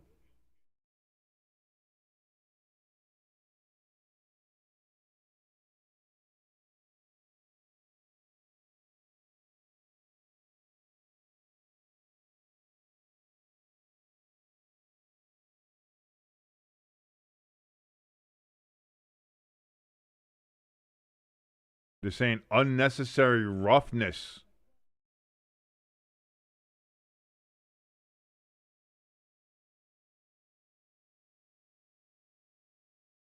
As he pushed an offensive lineman after the play was over, apparently.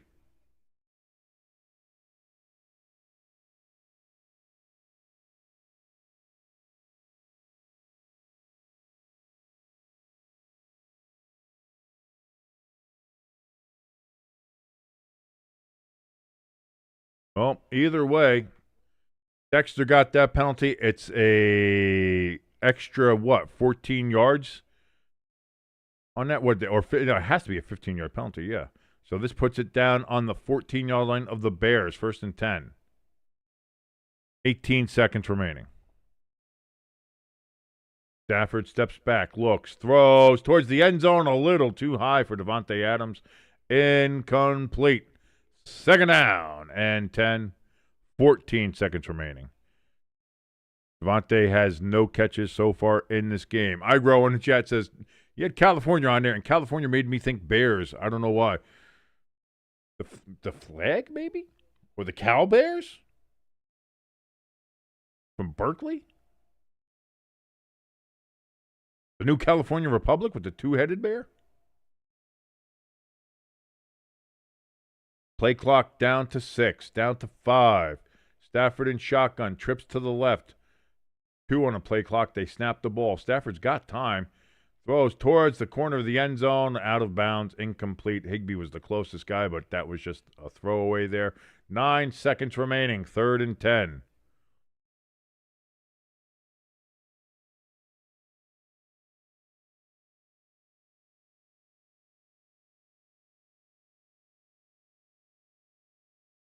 Stafford gets back to the huddle.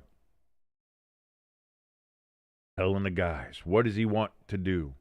What is the play call from McVay on the sidelines? 10 seconds remaining on the play clock. Stafford's in shotgun. 5 seconds remaining on the play clock. Stafford takes the snap.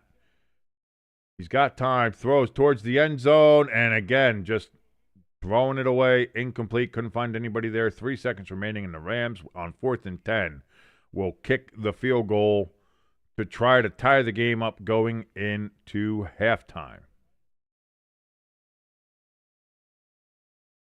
The Rams will get the second half kickoff.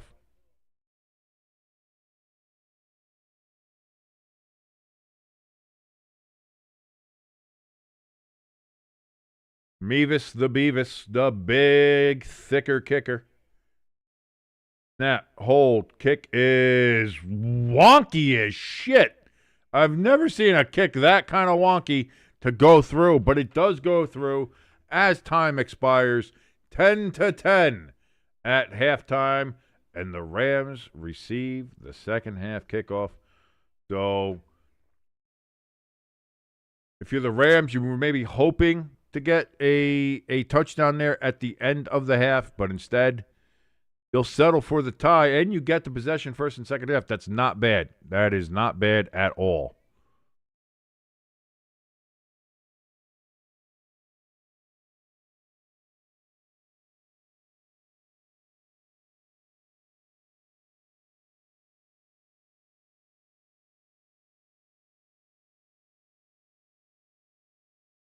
There we go. Getting ready for the second half already. And we are 11 minutes and 38 seconds away from the second half. I'm going to go grab myself a drink. Probably go hit the head. That's probably a good idea. You should do the same. Go ahead. Fix yourself a little snack, a little dinner, a little football treat, if you will. Go ahead. Fix yourself a nice little drink, a nice little beverage, whether it be an adult beverage or just a nice Dr. Pepper. Sometimes you just need a nice Dr. Pep. You know what I'm saying? Go ahead, grab something like that, and we will meet back here for the second half in just about 11 minutes. Thank you so much for joining us here on Stay Tuned Sports. If you like anything about this channel, anything about this broadcast, anything about this stream, please hit that like button, hit that share button, let the world know that this channel exists. That would be a huge and massive help. If you're here for the first time or you just haven't done it yet, please hit that subscribe button as we're on the road to 1,000 subscribers. And we will see you in just a moment for the second half. Bears and Rams tied at 10. Second half coming up.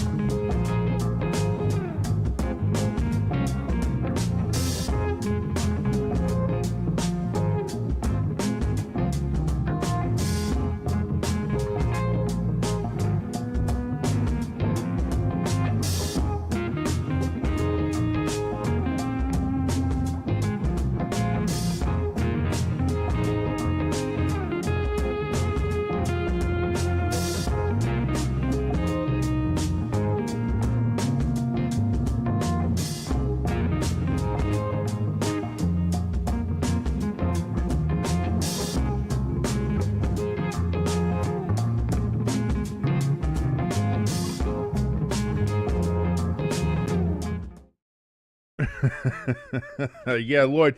By the way, just jump back in here. Thank you so much, ladies and gentlemen. Getting ready for the second half to start here momentarily. But yeah, Lloyd in the chat. Yeah, no, Varun in there. He is a married gentleman from the UK. So yeah, but it is, that's the difference. He thought he was a little kid. He's like, cozy kid. Varun came into the chat and said, "Hey, I just snuck out of bed. Want to check the score? Go Bears!" Because he made the bet on live betting. He bet the Bears were 8.5-point underdogs when he bet. It was right after the Rams scored a touchdown. He bet the Bears at 8.5-point underdogs. So right now, that's looking like a real good bet there. So he just wanted to check on the score and said that, but Lloyd thought because he said he was snuck out of bed that he was like, oh, he's like a little kid or something. No. No, he's a grown-ass man. He's a grown-ass man who gambles. He's grown and he gambles like a dirty, filthy degenerate, just like the rest of us here. Thank you so much, ladies and gentlemen, for joining us here on Stay Tuned Sports for this NFC divisional playoff game between the Los Angeles Rams and the Chicago Bears. Rams going to get the second half kickoff here, as they got a field goal at the end of the first half to tie the game up at 10. Will they be able to take the lead on this opening drive of the second half? We're going to find out here in just a moment. I want to thank you so much for joining us. If you wouldn't mind, if you like anything about this particular broadcast, about this particular stream, or about this particular handsome, fat motherfucker right here, trying to curse less, please hit that like button, hit that share button, hit that subscribe button if you haven't done so already. Certainly will help us as we're on the road to 1,000 subscribers and hopefully being monetized on this great and glorious platform known as YouTube. If you want to help us out even more or more directly, we have a link for our donation station and our merch store up in the top of the chat or in the description below this video.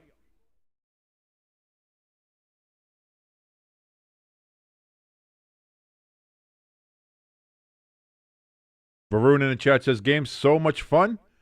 This game is so much for fun with a little bit riding on it. Remember, only do it for fun. That is true. Never bet what you can't afford to lose. You got to remember that. Ladies and gentlemen, kickoff on the second half is done, and that's going to end up at the Rams' 26-yard line, 23-yard return on the kickoff. And we are ready to rock and roll here.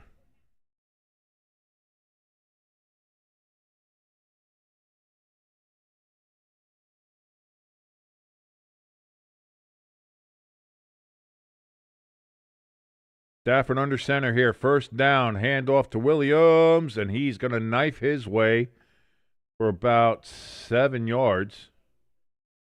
It'll be 2nd and 3 up at the 33-yard line.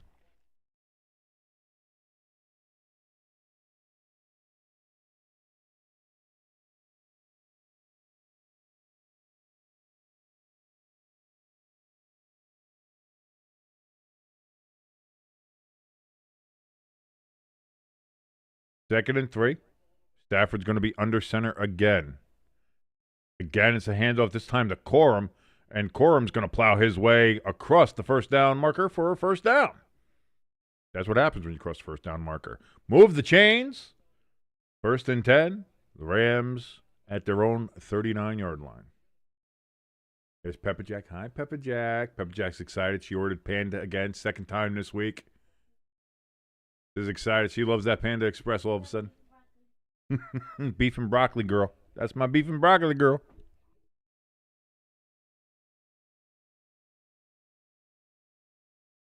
Stafford under center, has not gone shotgun yet on this drive. Man in motion. Handoff. A little bit of an end around and loss of a yard. Brisker had a hell of a defensive first half there for the Bears. He's in on the stop, and that's going to be 2nd and 11 coming up at the 38-yard line for the Rams.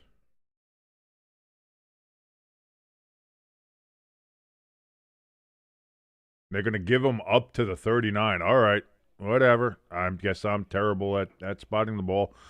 So it's just a no gain. 2nd and 10 from the 39. Varun says, yeah, that's the Panda Express is that it's kind of like mole Chinese. Throws. Caught. Parkinson gets that one. Gets it up to the 45. 3rd and 4 for the Rams after the gain of 6 yards. Stafford to Colby Parkinson. Panda is that real. Panda Express is that real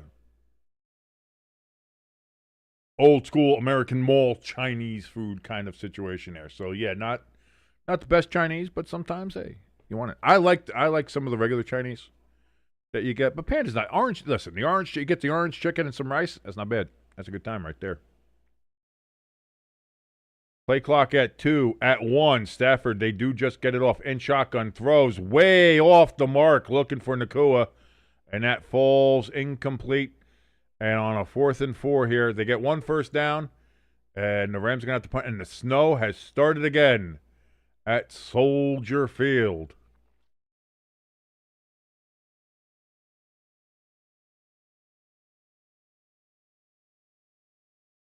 I was addicted for a couple of years ago, like 6-7 years ago. I was absolutely addicted to the orange chicken from Panda Express. I don't know why.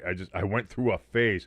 Oh, that punt is, boy, that could have bounced a little bit better, but instead it's going to be, oh, they're going to say it went out at the 4. I thought that bounced into the end zone for a touchback.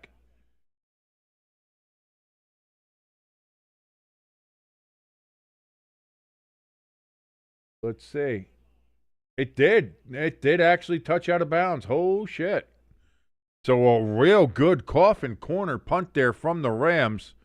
And the Bears are going to have 1st and 10 from their own 4-yard line. Varon says, is that General? No, that's not General Tso's chicken. General Tso's chicken, it's his own thing. From Panda, it's the orange chicken. It's like a very sweet kind of sauce on it. I get the closest you could say is probably like it's like their version. It has an orange sauce on it. It's like their version of it, like a sweet and sour, I suppose. But it comes with it already glazed on it. So yeah, I mean I think they have General Tso's there too, as they do at any other normal Chinese takeout or takeaway, as you would say there. I stick mostly like I'm an easy guy to please. Like you get regular sweet and sour chicken, that's fine. I like my boneless ribs; those are good. Lo mein, obviously, and fried rice. You know what I mean? You can't go wrong with a little pork fried rice, beef fried rice, the beef lo mein, pork lo mein, chicken lo mein is very good. I'm big on any kind of chicken. I'm big on chicken. So you get a lot of that stuff. That's good. You know, it's a good treat. It's a good treat every now and then. Not every day. Can't eat Chinese every day, but like. Me and Pepper Jack, we do we have our Christmas Eve is we do Chinese food Christmas Eve. Just it's a thing we do, you know. And every now and then, sometimes you want a little something different, a little something treaty. You get yourself a nice that. Right now, Pepper Jack she got Panda because she's kind of like a little bit on the Panda kick. Sometimes you get those kicks, you know. And people are gonna be like, well, that's not really Chinese food. I don't give a shit. You know, it is what it is. Like, you know, McDonald's isn't real burgers, but it's still, you know, sometimes you want the garbage. And I bring that up too. We live in New Jersey. Some would say the pizza capital of the world. And here in North Jersey, especially in the New York, New Jersey metropolitan area, I think North Jersey has better pizza than New York, but that's just the Jersey talking to me. I don't know. But even so, even with all this great pizza that's around, sometimes you want garbage pizza. Sometimes you want Domino's. Why? I can't explain it. You just get a hankering for it. Sometimes you want to eat garbage. Sometimes you eat garbage. What are you gonna do? What are you gonna do? 1st and 10 from the 4. Caleb Williams in shotgun in his own end zone. This is going to be a delay handoff here to Swift. And that's going to be good for 3 yards. Gets it up to the 7-yard line. 2nd and 7.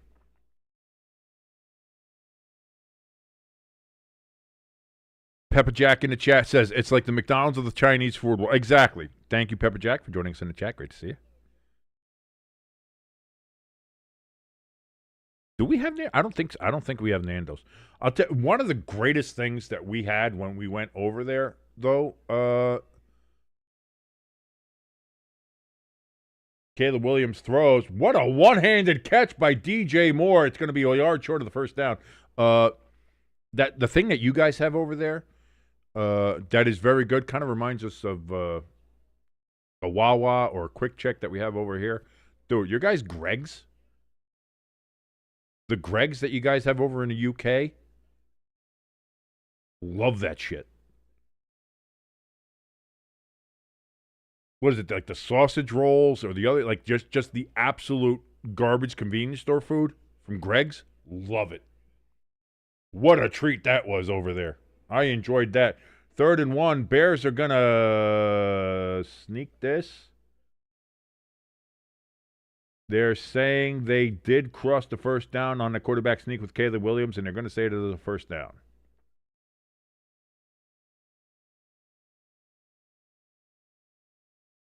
Yeah, that little like onion cheese pastry was incredible. That was great. The sausage rolls were great. It is cheap, gross garbage food, but boy, we enjoyed the hell out of that when we were over there.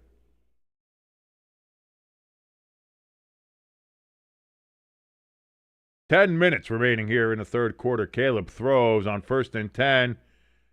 He's got DJ Moore. Is that a catch? They say no. Incomplete.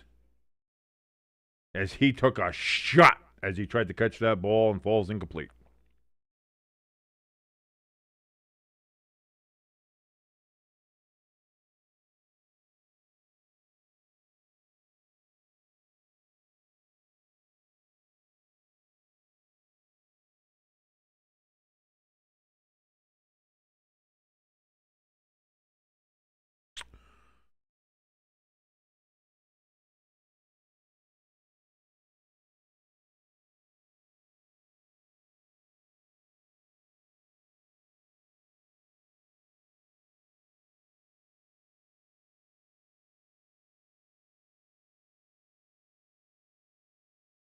First and 10, incomplete pass. Caleb Williams throws for DJ Moore. Oh, I'm sorry. No, that was the last one. That one's actually going to be DeAndre Swift here on 2nd down and 10. Jesus Christ, I don't know what I'm looking at here. My Peacock stream just got all cocked up, as it were. But that was an 8-yard run there from DeAndre Swift. I got to check the stat tracker here. And that makes it 3rd and 2 now from the 23 for the Bears. Man, just 1 yard off. DeAndre Swift cuts it up to the left side, and he's going to get a 5-yard run and a first down. Gets it down to the 28, 1st and 10 Bears. By the way, Vanron, I'm checking here. This says Nando's is currently in the Washington, D.C. area, around Maryland, Virginia, and Washington, D.C. Actually, in the Chicago area, where this game is happening right now. In the Dallas and Houston area in Texas and in Georgia more recently, but that is the only places where there is a Nando's in the U.S. So they have them in the U.S., but they're a hell of a far away from here.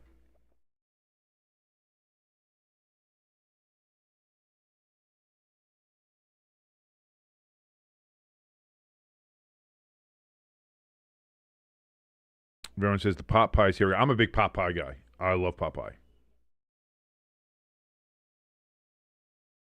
And anything like a pot pie.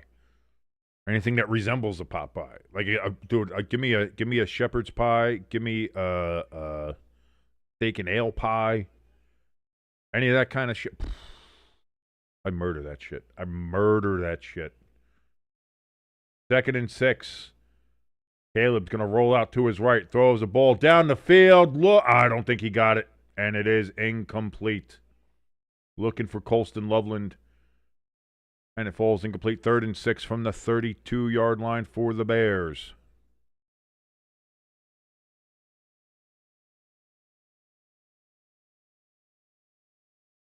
See, that's the thing. When we went to Scotland, like here, and here's the other thing too. And we actually talked to this very lovely Scottish woman on the train, who let it be known that, you know, and that's the one thing I noticed, like Americans always get kind of dumped on for like, oh, you guys deep fry everything, you bunch of fat asses of deep fry everything. It's like, especially in Scotland, but like UK, like There's so much fried food over there. Like, the Scotland food isn't bad. It's not healthy for you, but it's good shit. Like, you know. By the way, incomplete pass. Caleb Williams again looking for Rome Odunze. Odunze only has one catch. It was a good catch for 27 yards, but that is all he has in this game.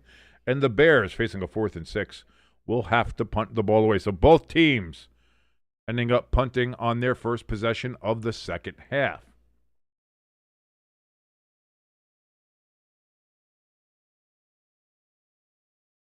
Snap. Punt is away. Rams fair catch at about the 23-yard line. And that's going to be 1st and 10. They're going to mark them at the 24. 1st and 10 coming up for the Rams after another commercial break. Of course there is. Of course there is.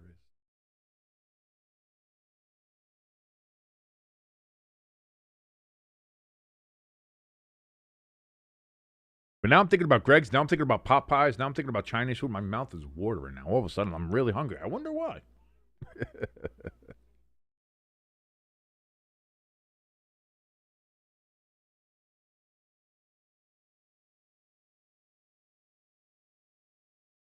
Odunze, I'll say this, as I'm seeing some people on Twitter say that just another Odunze drop. Odunze dropped it. Like, they're tough catches, don't get me wrong, on some of them, so I'm not going to blame him on all of them, but he's had a couple of drops where he needs to catch that ball for the Bears, and he has not.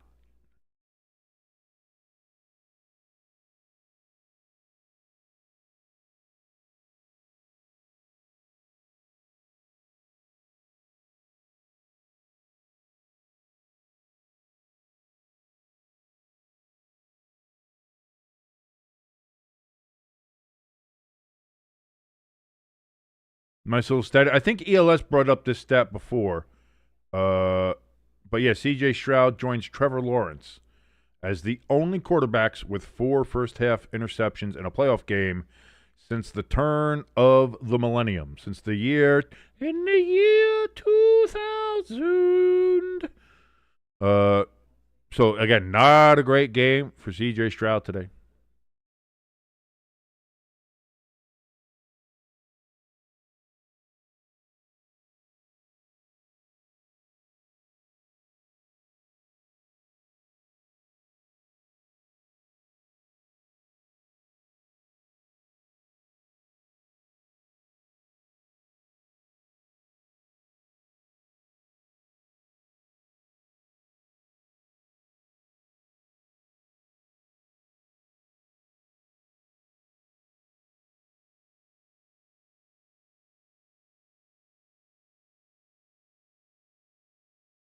Everyone in the chat says, okay, wife is calling. Good night for real this time. Cheers, boys.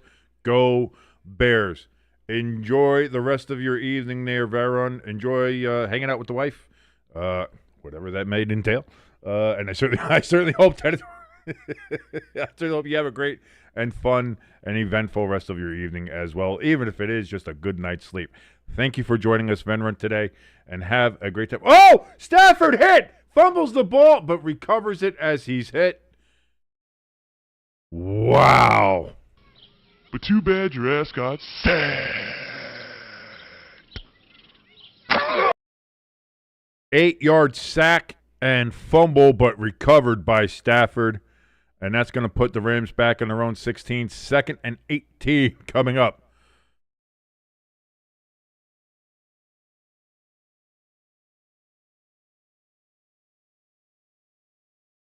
Second and 18, handoff to Kyron Williams. Williams is going to get that up to the 26-yard line for a gain of 10, 3rd down and 8 coming up for the Rams.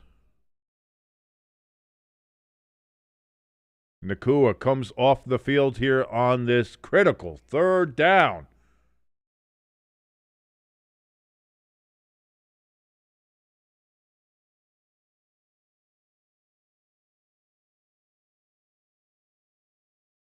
Devontae Adams to the left of Stafford. Stafford in shotgun. Williams going up to Stafford, trying to get instruction. Stafford saying, I'm a pirate. Stafford, quick throw. That's going to be caught and then stopped short, just a little bit past the 30-yard line, but not much. It's really at the 30.5. And that's going to be 4th and a long 3. And the Rams are going to have to punt the ball away. ELS in the chat says, hey, ELS, it's great to see you, buddy. Welcome back. Thank you so much for joining us here on Stay Tuned Sports on this NFC Divisional Playoff afternoon. Rams punt the ball away. And that is a great punt and then dropped.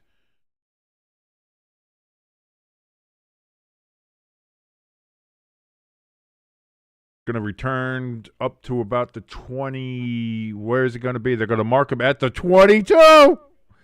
Bears return it. It's a 57-yard punt down to the 12, returned up to the 22 for a return of 10 yards. And since it's at the 22-yard line, we get to see Taylor Swift. That run left just at the wrong time. But here we go, ladies and gentlemen. 5:30 remaining in the third quarter. The Los Angeles Rams 10. The Chicago Bears 10. Bears getting their, what is their second? Is this their second drive? Yeah, I think it's only the second drive of the second half.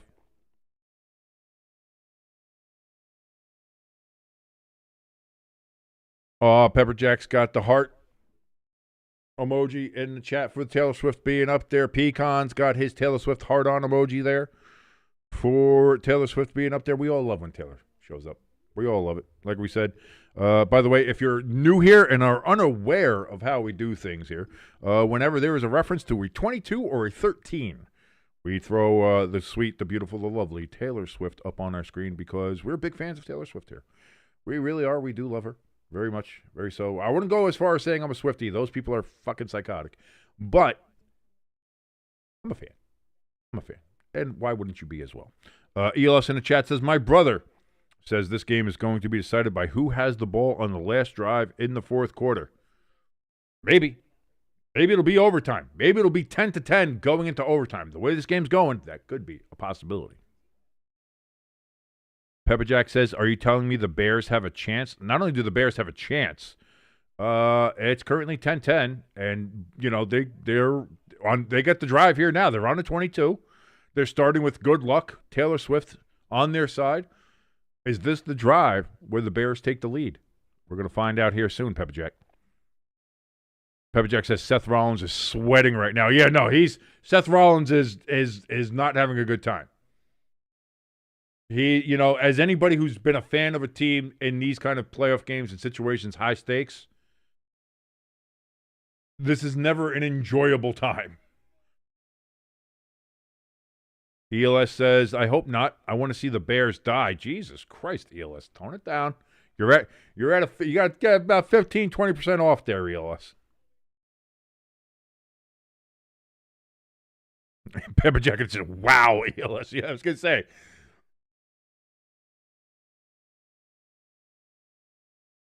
ELS is very upset because the Bears beat the shit out of his Packers in a stunning comeback fashion last week. Pecan in the chat says Bears come out of hibernation in the fourth. DeAndre Swift gets the carry there on 1st and 10, and he gets it down to about the 27-yard line. And that is going to knock Taylor off there. Sorry, Taylor. Taylor's got to go away. And it is indeed they're going to call it a 4-yard run.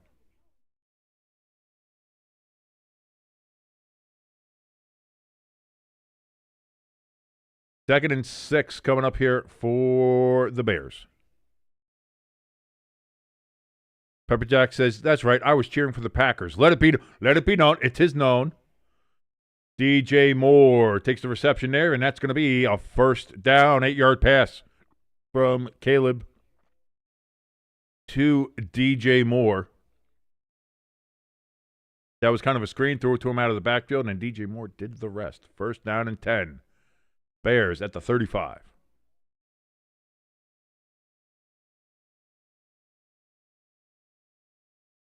Pepper Jack says, I always cheer for cheese. And Panda Express said they were out of cheese rangoons. Oh, my God. They're out of your cheese rangoons. What are we doing here? Just even America. Caleb throws a sidearm. Boy, that almost was intercepted. Wow, I don't know what Caleb was thinking there. Just throwed it out of bounds, man. Caleb tried to make something out of nothing and almost made a disaster for the Bears. Incomplete, 2nd and 10 from the 35. 4:10 remaining here in the third quarter.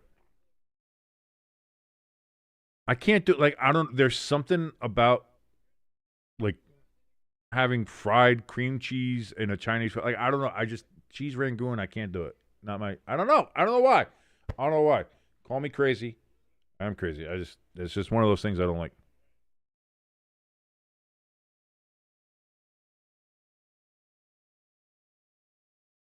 Got a flag down, false start on the Bears. Moving back 5 yards, ladies and gentlemen. 2nd and 15. Now back at the 30. That's only our 4th flag of the game. Very excited by that. That makes me happy. Low flag count. Low flag count is always good. ELS sharing his frustration about Panda Express not having the cheese rangoons for Pepper Jack. ELS says also, I have never tried Panda Express. That's okay. Again, it's mall Chinese. Caleb on 2nd and 15 throws, and that one is intercepted.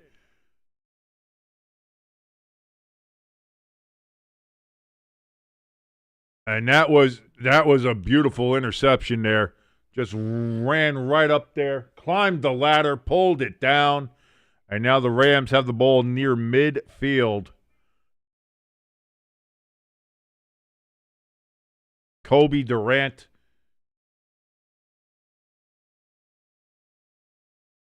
Had to do well on that vertical jump there in the combine, I'd think, with an interception like that. Pecan in the chat says, "Oh no!" ELS says, "King, you just jinxed us. More flags are coming." I don't know. I don't think so. Pepperjack says, "I don't care if it's mall Chinese. The orange chicken is Pepperjack will remember. Like this was I said about it was about 6 years ago, 7 years ago, something like that. And there was a good month where I was just straight up addicted to the orange chicken from Panda. I just ate that damn near every day. It was great. Yeah, no, Panda's good, man. I like Panda. ELS says, yes, go Rams. Pepperjack says, no. Pepperjack's rooting for the Bears just because Seth Rollins. She likes Seth Rollins. He's a big Sethy. We met Seth Rollins. That was one of the first things we ever did together. Was go to that Seth Rollins meet and greet. Where I had a bad tooth. We went from the Seth Rollins meet and greet to an emergency dentist to get a tooth pulled.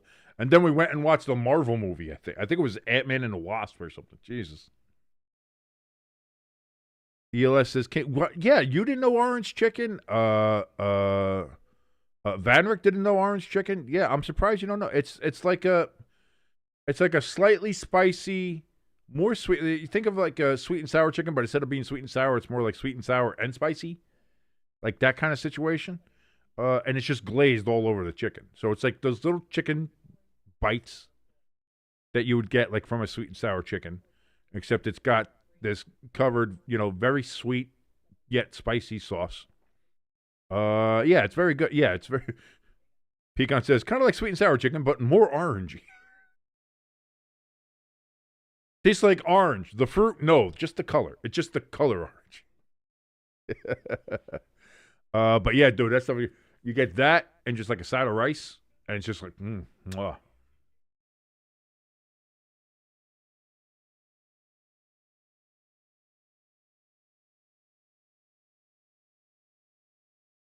Oh, ELS, I think you would absolutely house some orange chicken. I have no doubt. From the 50-yard line, Matthew Stafford back, throws. He was looking for Parkinson and does not connect. Parkinson looking for a flag as he slid down on some of the snowy field. No flag given. 2nd down and 10.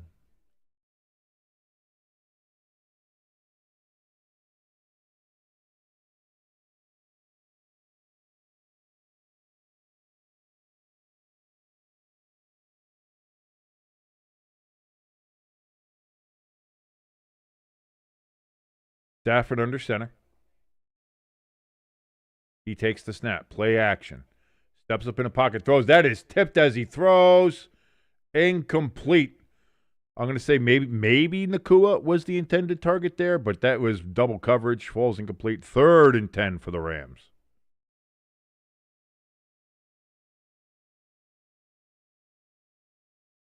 Yeah, I think it's got a little bit more. It's like if General Tso's chicken and sweet and sour chicken just fucked, and they had a baby meal, that would be orange chicken.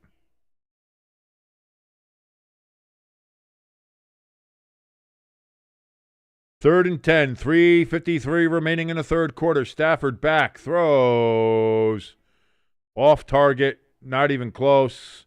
Brisker on the coverage, but it didn't matter because it wouldn't have been caught anyway. Incomplete, 4th and 10, and the Rams have to punt. Punts. Cleveland Browns are excited for that. Sesame chicken's pretty good. Yeah, I do like sesame chicken. General Tso's is very good. Not sure how it helps militarily, but it's a delicious meal. And that punt is going to land at the 5 and then goes into the end zone for a touchback. So it'll be the Bears' ball, 1st and 10 from their own 20-yard line. It's a 50-yard punt, net of only 30, though. And they're going to go to another commercial. Of course they are.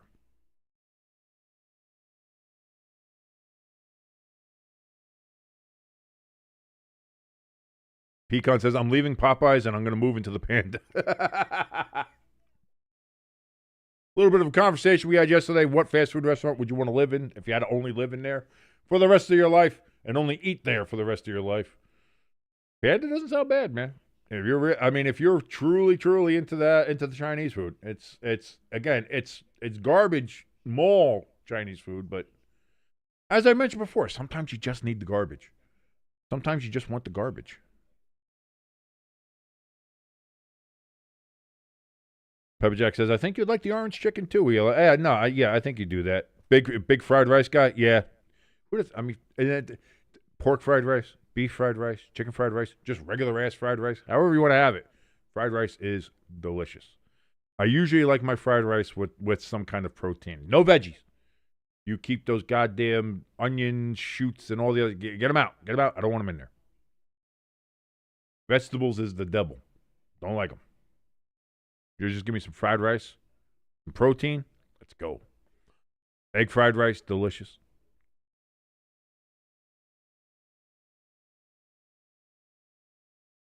That's always the funny thing about my brother. My brother, Russell, can't stand eggs. Doesn't like eating eggs. Doesn't even like looking at eggs. He's not a big egg guy. But he loves those little yellow things in the fried rice.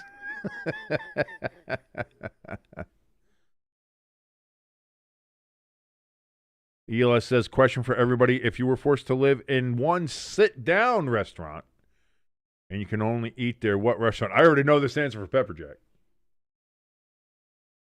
It might be the same for me, too. I don't know.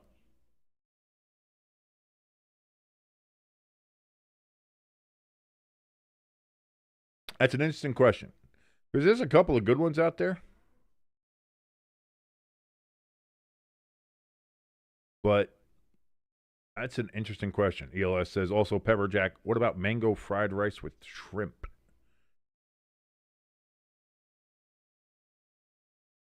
Never even heard of that.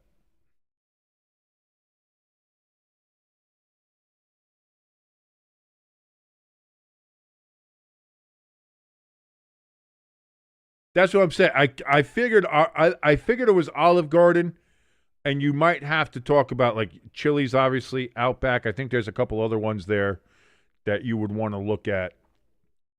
But I think push comes to shove. I mean, it feels like it'll be.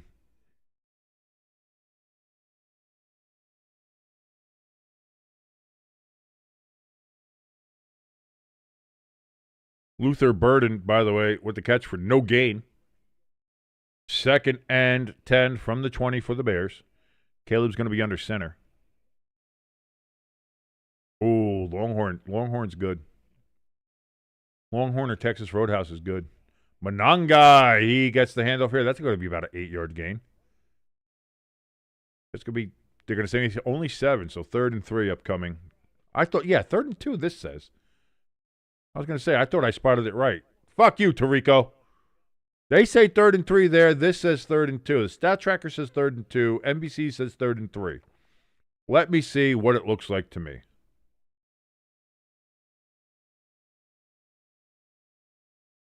That's 3rd and 2.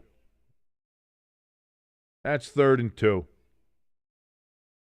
Caleb back. Escapes the pressure. Goes to his right side. Throws. He's going to complete that to Monangai. First down, Bears. Move the chains for those Chicago Bears. 2:10 and counting remaining.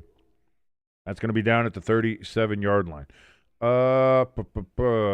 ELS says either Chili's or Texas Roadhouse for me. Boy, oh boy.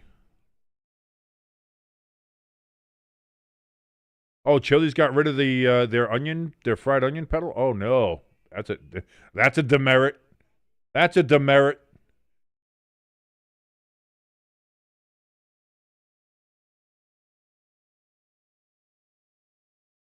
They don't throw a flag for delay of game as the clock hit 0, but Monangai is going to get the carry there. 4 yards, 2nd and 6 up at the 41-yard line. I was thinking about this yesterday. Why am I blanking on everything other than like Olive Garden? I don't know why. Because that's not obviously the only place. I'll tell you, you know what I might do? And I don't know if it's everywhere, everybody knows what I'm talking about, but there's a place called Smoky Bones. I might do Smoky Bones. Caleb on 2nd and 6. I don't think he got the first down. Wow, they're giving him a generous spot. I think he was a full yard short. They're going to give him past the first down. No, okay, he's changing it to before. So it's going to be 3rd, and they're going to say half a yard. I think he was out there. I think that's even further back.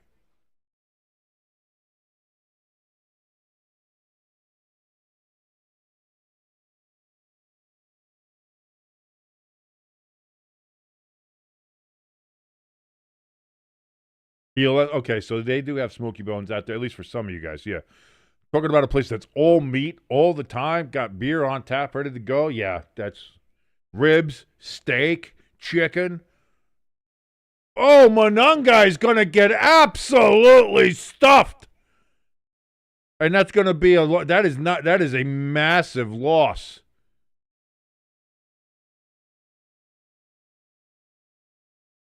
And it's going to be 4th down as the quarter ends. So the Bears are going to they're going to say only a loss of 1 yard. I thought it was a lot more than that. 4th and 2 from the 45 coming up for the Bears. But ladies and gentlemen, we have reached the 4th quarter. So you know what that means. You see the players, you see the coaches, you see the staff on the sidelines. They throw the 4 up. Why? Because they're dedicated to all 4 quarters. If you ever wondered that, that's what it means. We are at Stay Tuned Sports. We're dedicated to all 4 quarters. 1, 2, 3, 4. Put your 4s up in the chat right now. You know who else is going to put their 4s up?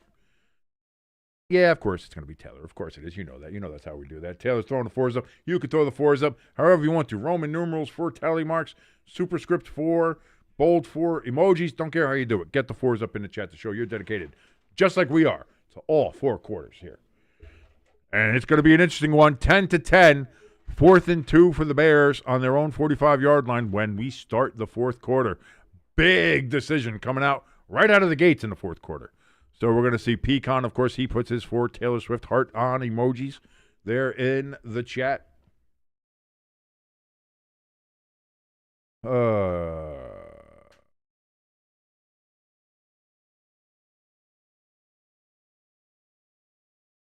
Hi, Pepper Jack. Oh, you got a free drink? Oh, nice. What'd you get? Coca-Cola? Oh, you fused yourself, huh? You had to have the fuse.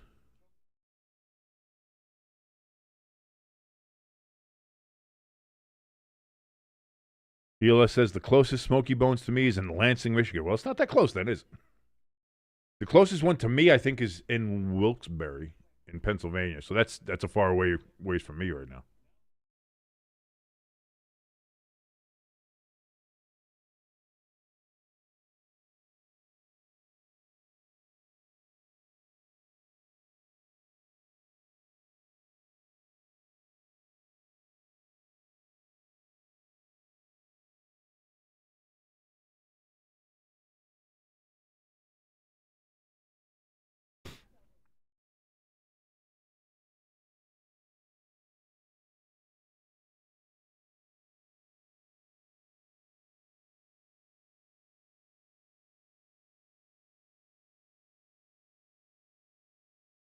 Lloyd says that's 2 hours from me in Lansing, Michigan. Yeah.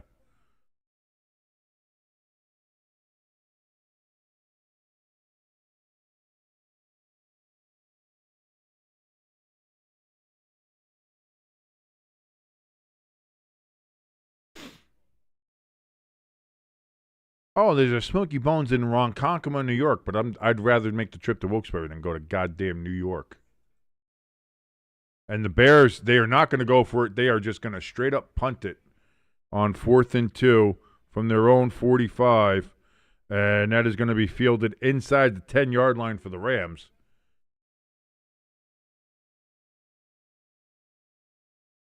And that'll be 1st and 10 for the Rams from the 9-yard line.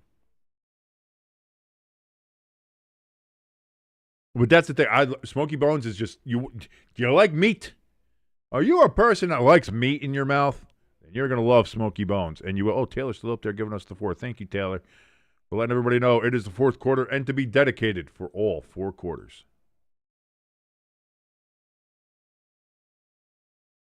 First and 10, Stafford under center. Hand off here to Williams, and Williams is going to bounce off a couple of tackles, go for 7 yards, and get down to the 16-yard line. 2nd and 3 for the Rams.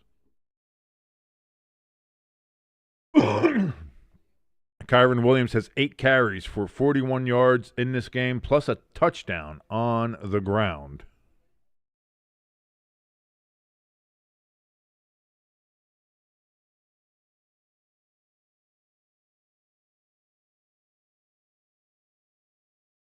Handoff to Williams. He's going to get the first down to the 20, and that is where his forward progress will be stopped, but it's good enough. Yard past the first down marker. Move those chains for the Los Angeles Rams as it is 1st down.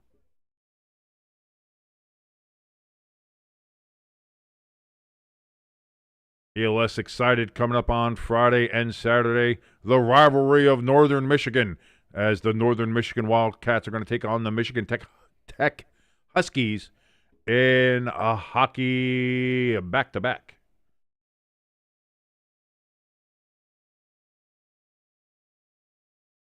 Kyron Williams again, 3rd straight run. Goes nowhere there. No yards. 2nd and 10 from the 20.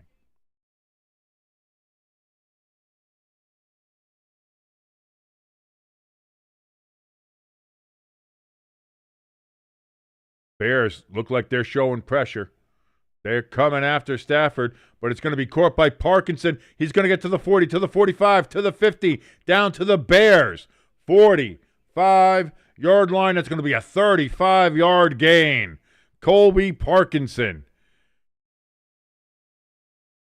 35-yard pass, 32 of those yards after catch. That was all Colby Parkinson, and the Rams now sitting on the Bears side of the field. 1st and 10, move those chains.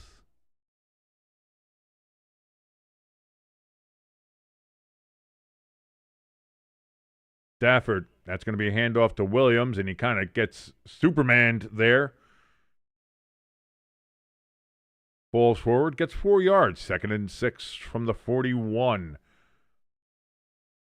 Rams moving the ball here on this drive. They're in Bears territory. Can they get some points on this drive? Points at a premium. The Bears, as we mentioned before, kind of passed on 2 opportunities for field goals early on in this game, which right now would be giving them a 6-point lead. Play action. Naked bootleg here for Stafford. He looks, throws, bounced around, incomplete. He was looking for Colby Parkinson again, but that play was defended well by the Chicago Bears. Jackson in on the coverage there, number 48.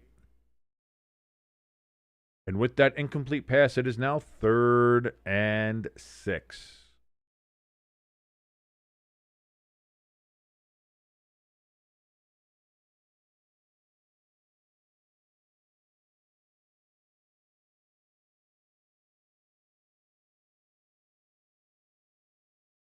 Got to get to the 35-yard line, do the Rams. Play clock at 4. Stafford in shotgun. Play clock at 2. They snap the ball. He throws over the middle. Caught! Puka Nacua down to the 28. Move those chains for the Los Angeles Rams as it's a first down, 1st and 10 from the Bears' 28-yard line. This drive started on the Rams' 9-yard line. Just to remind you, this play started on the Rams' 9-yard line. Current drive, 8 plays, 63 yards.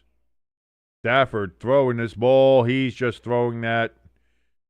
It looks like he might have been throwing that away, but it looks like that could have been caught. But there seems to might have been some miscommunication there. Terrence Ferguson was apparently the intended receiver, but he didn't get it. 2nd and 10 from the 28 for the Rams.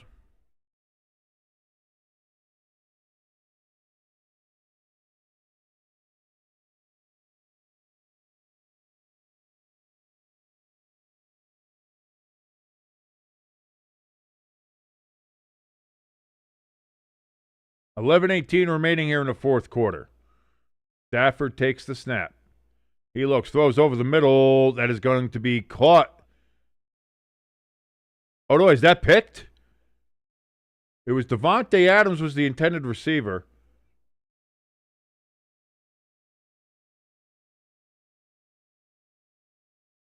They're going to say that's a catch for the Rams.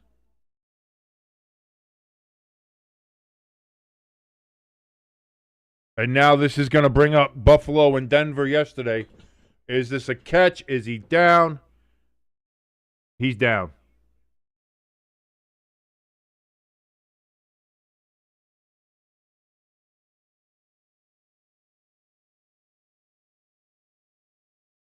So they're going to say that is a 12-yard completed pass to Davante Adams. That's going to be his first catch of the game.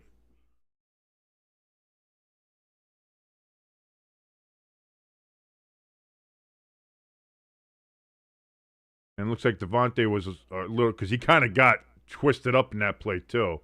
So they've taken Davante off the field, helped him off the field. They're going to probably check him out in the blue medical tent.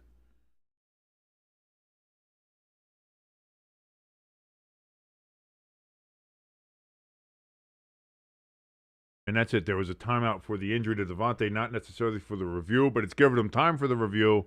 And from what you can tell, it's a catch down. The knee was down before the ball came out. So catch for the Rams, 1st and 10 from the 16-yard line. Stafford under center. The Rams in field goal range clearly here.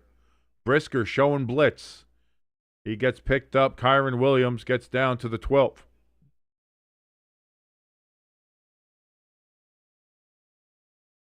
Second and 6. Approaching 10 minutes. 10 minutes to go here in the 4th quarter. Speaking of Chinese food.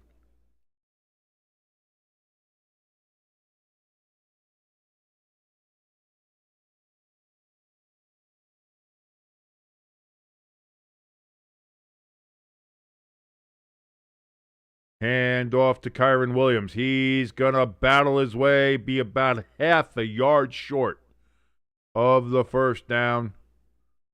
And they're going to say 3rd and 1 at the 7.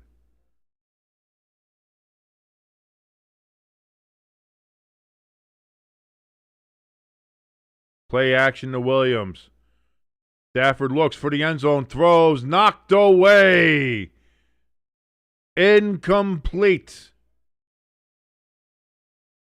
He was looking for Mumfield in the back of the end zone, and he was well covered.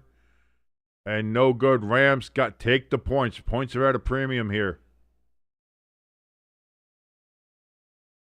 And the Rams are going.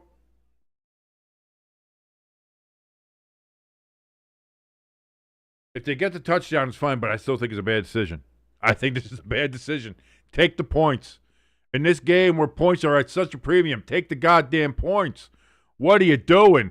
4th and 1. It's going to be a handoff. Puka Nacua is going to he got hit behind the first down marker, but falls for it. Boy, and he got rocked. But he does fall forward. It is 1st and goal now for the Rams at the 5. Still, take the goddamn points. 9 minutes remaining in the 4th quarter and counting. Stafford under center. Takes the snap. Hand off to Williams. Williams breaks it out to the right side. Untouched. Touchdown, Los Angeles Rams. No, King, you don't know what the fuck you're talking about. You said take the points and they still got a touchdown. But they might not have gotten a touchdown when you know you could have very easily in this game where your defense is playing well, points are at a premium, nobody's been able to really score. Take the points when you can. This is the problem with the Bears. If they would have done that now, the game would only be tied, pending the extra point, and they'd be a lot better off. But what do I know? I'm just a fat schmuck on YouTube talking about nonsense. Extra point is up, and that splits perfectly down the middle of the uprights, and now we have a 17-10 lead for the Rams. Can the Bears answer? Can the Bears have their second comeback victory in a row here in the playoffs to make it to the NFC Championship game? We are going to find out coming up here soon. Again, 8 minutes, 50 seconds remaining in the game. Rams, 7-point lead. ELS says it was a smart move to get more points than 3 points, but again, in a game where everybody's having problems scoring, maybe just take the goddamn points when you have the chance. Like I said, the Bears passed on 2 field goal opportunities because they wanted to get touchdowns. You can get more points, and they didn't get those. So not only did you not get the 7, or 6 in that case, pending the extra point, but then you didn't get the 3. And they ended up giving up 6 points. And right now, 6 points would make it a 1-point game. And again, who knows how things would have fallen and things in this game either broken for one way or the other, and it's that and the other thing, butterfly effect. I get all that. But, just looking at it from the simple arithmetic part of it, you miss 6 points. You leave 6 points on the board, and as it stands now, you're down by 7. Every point's going to matter in this game.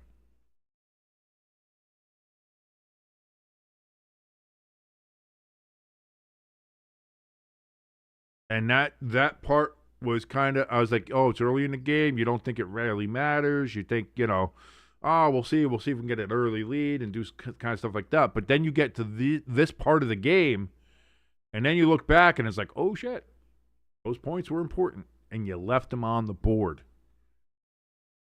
There's no reason to leave those points on the board.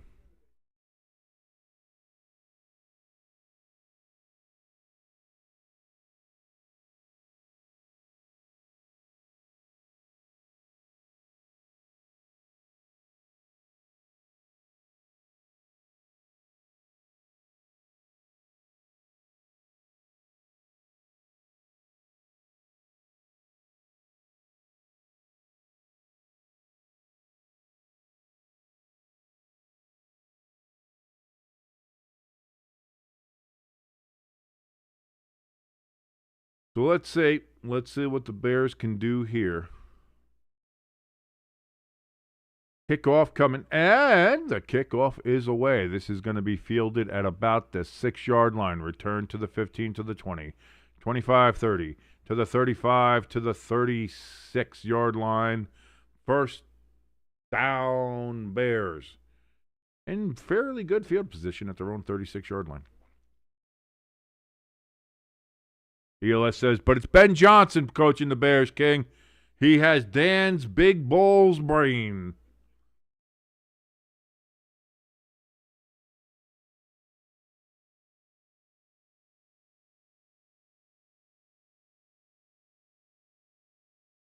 So here we go. Caleb Williams walks up to the line of scrimmage, gets under center. 1st and 10 from the 36-yard line. Komet in motion. Play action. Caleb looking for an open receiver. Can't find anybody. Now it is in and out of the hands of his tackle eligible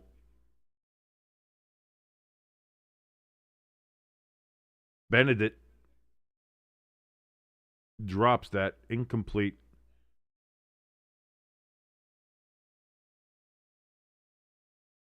Dangerous play, dangerous throw, and Chris Collinsworth is 100% correct on that. That popped right up in the air. If there was a Ram there to grab it, that could have been the season for the Bears. 2nd and 10. Caleb in shotgun takes the snap. He gets pressured. He's going to run. He's going to escape. He gets it to the 50, down to the 40, and now at the 36 of the Rams. 1st down and 10 as the Bears go from their 36 down to the Rams' 36. They're going to mark him out at the 37. 26-yard run for Caleb. Could have been tackled a couple times. Kept his balance, kept his footing, and kept the play alive, kept the drive alive, and so far is keeping the Bears' season alive. Bears need 7 to tie the game up, and they get it on this drive. We are under 8 minutes now, 7:54 and counting. 1st and 10. This is a pitch to Swift out of the backfield, and he's going to get 4 yards. 2nd and 6. 2nd and 5. 2nd and 6. 2nd and 5. 2nd and 6 at the 33-yard line. Matthew Stafford playing Candy Crush over on the tablet. He's an older man, so he still likes the Candy Crush.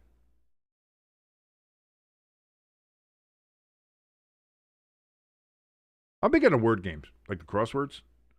Late at night, have one of those. Sit while you're trying to go to sleep. It's pretty good. Hand off here to Swift again.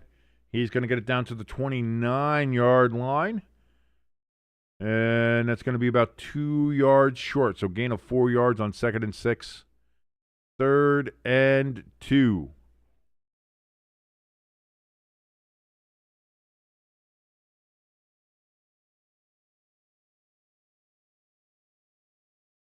They're going to say a long one here. Monangai in the backfield for the Bears. Caleb hands off to Monangai, and he's going to just get to the 1st down marker. And they call it a 1st down. Move the chains for the Chicago Bears, for that is a 1st down.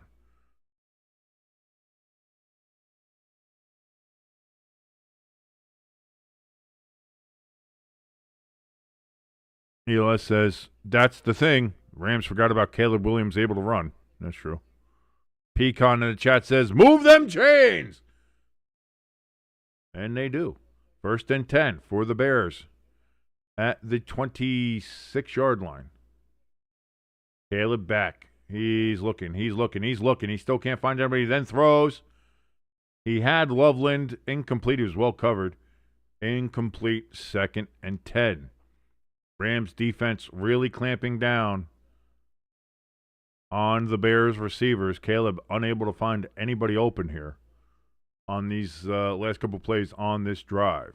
5:48 remaining. 2nd and 10 for the Bears. Again, from their own, they're marking it at the 27. It looks more like the 26 to me, but what the fuck do I know? I'm just a fat, ugly bastard watching this game on YouTube. Caleb, he's got trips to the right, takes the snap. Pretty good. Throws down the field. Incomplete. Overthrew everybody. Zacchaeus, I guess, was nominally the intended receiver. And now the Bears are facing 3rd and 10 with 5:43 remaining. Can they get another 1st down? Can they get a touchdown? Can they keep their season alive? We're getting down to the nitty-gritty. We're getting down to crunch time, to the critical moments of a football game, of a football season, a football life. Caleb takes the snap. He's looking. He's got an open man. Caught and held on to. Odunze holds on to this one. Well, we got a flag down.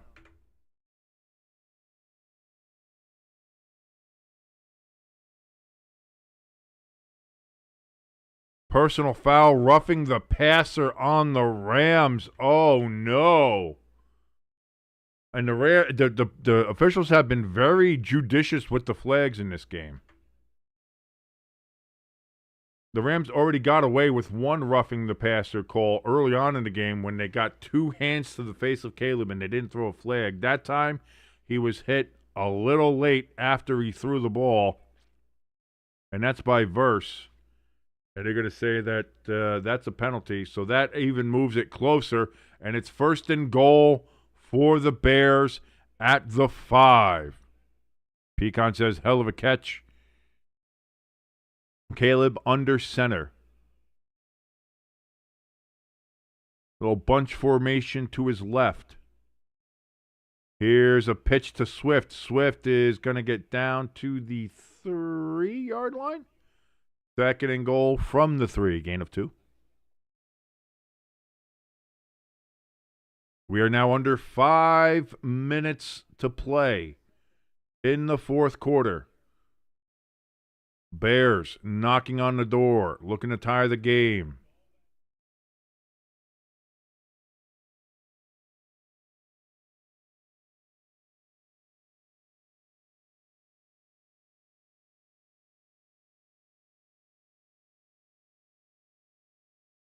Caleb under center. Got a man in motion. Hand off to Swift. Swift is going to get down to the 2-yard line. Gain of 1. 3rd and goal. Clock is ticking. We are at 4:12, 4:11, 4:10 remaining.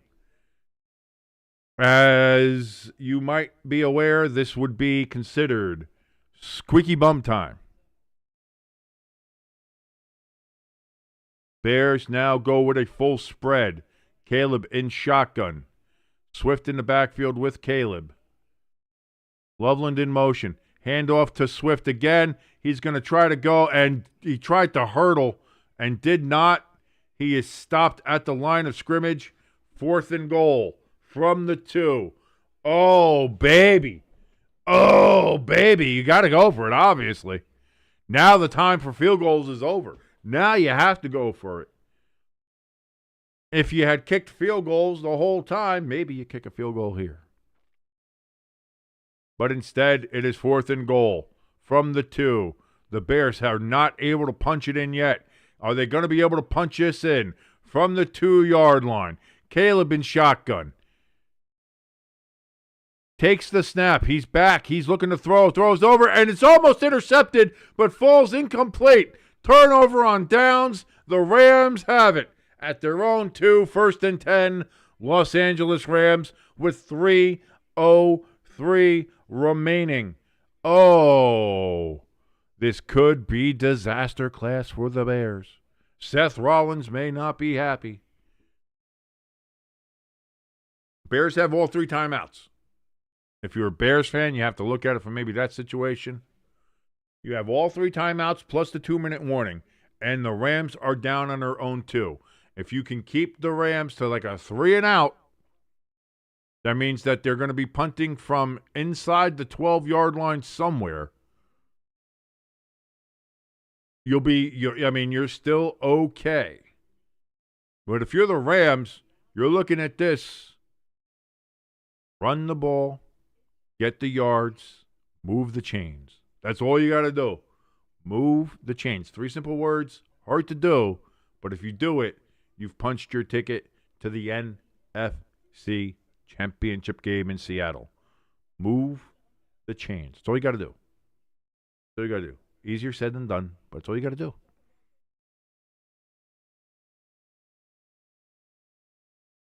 What a time to happen. Again, the Bears have been terrible on their 4th down conversions in this game.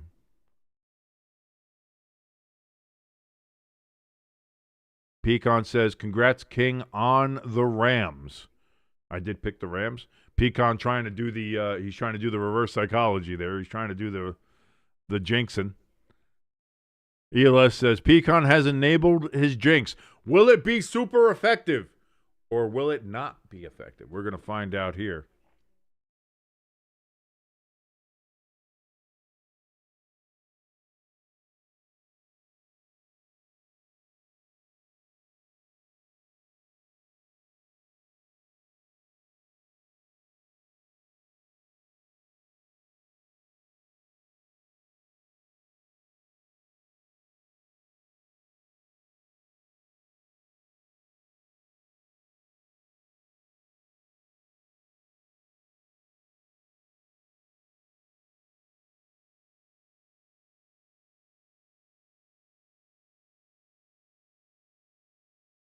Fuck LeBron James. Just want to point that out there.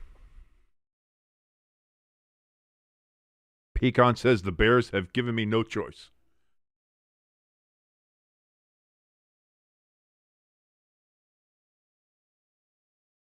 First and 10 from the 2 for the Rams.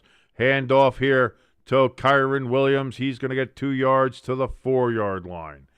Second and 8 from the 4. We are under 3 minutes. Bears are going to use their first timeout.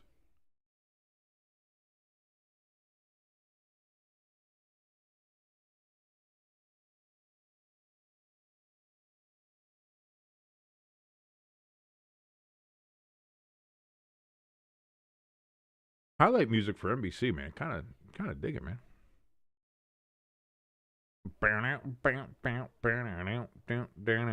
Most failed fourth down attempts in postseason since the 1990 Bears. They were 1-4 tonight on fourth down conversions.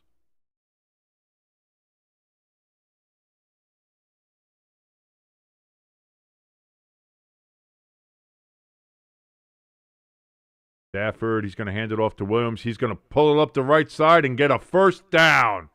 Out at the 14-yard line, first and 10 Rams. And those 3 important words, move the chains for the Los Angeles Rams. Bears are going to use their second timeout here. Oh, no, wait, he went out of bounds. So, yeah, they didn't have to use a timeout. My bad. So it's still just 2 timeouts for the Bears.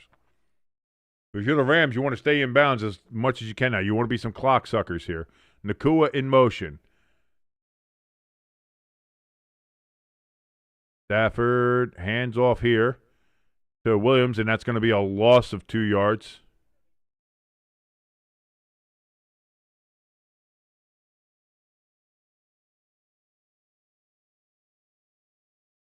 Bears aren't going to take a timeout here. They know they have the 2-minute warning, and they have 2 timeouts. Second and 12 from the 12 for the Rams.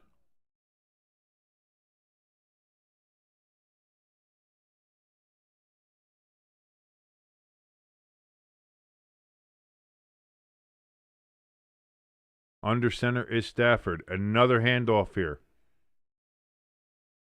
That's going to be Williams. He gets those 2 yards back, makes it 3rd and 10, back at the 14-yard line. Bears are going to take their second timeout with 2:07 left.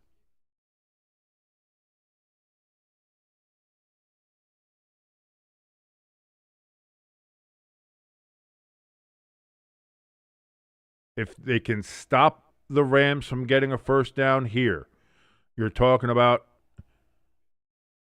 the 2-minute warning, so the Bears would actually still get to keep the timeout, and they would get a possession back. But they have to stop them here. They have to stop the Rams here. The Rams get a first down here. It is, for all intents and purposes, game over. And it will be the Los Angeles Rams versus the Seattle Seahawks next Sunday at 6:30 p.m. on Fox for the NFC Championship and a right to go to Super Bowl 60. Hand off to Williams, and he's only going to get about 3 yards, 3.5 yards, and that is going to bring it to the 2-minute warning. 4th down and 7 on their own 17-yard line. The Bears are going to have one timeout remaining, and the Rams are going to have to punt the ball. Woo! We got an exciting finish. Let's see if we continue with the excitement. Let's see if the excitement will bring us further. Or will it be disappointing? Is it going to be like Jacksonville 2 weeks ago when they or last week when they had a chance, they had the ball back, they had some time, and the first pass was an interception by Trevor Lawrence and ended the game right there against the Bills. We'll find out. That's the best part about this is we're going to find out as we're watching a bunch of singing belly buttons on the screen here. That's fucking weird. That is fucking weird. Pecan says, squeaky bum time. Indeed it is. Squeaky bum time for everybody. Now, the Rams could have iced the game. Could have iced it. But instead, the Bears are right in. So now, squeaky bum time if you're a Rams fan. Squeaky bum time if you're a Bears fan. Squeaky bum time if you're just a casual observer, as we are here. As I'm a Giants fan, so I really don't give a shit. But it's fun to watch, and I certainly hope you're having a blast watching with us. The Rams 17, the Bears 10.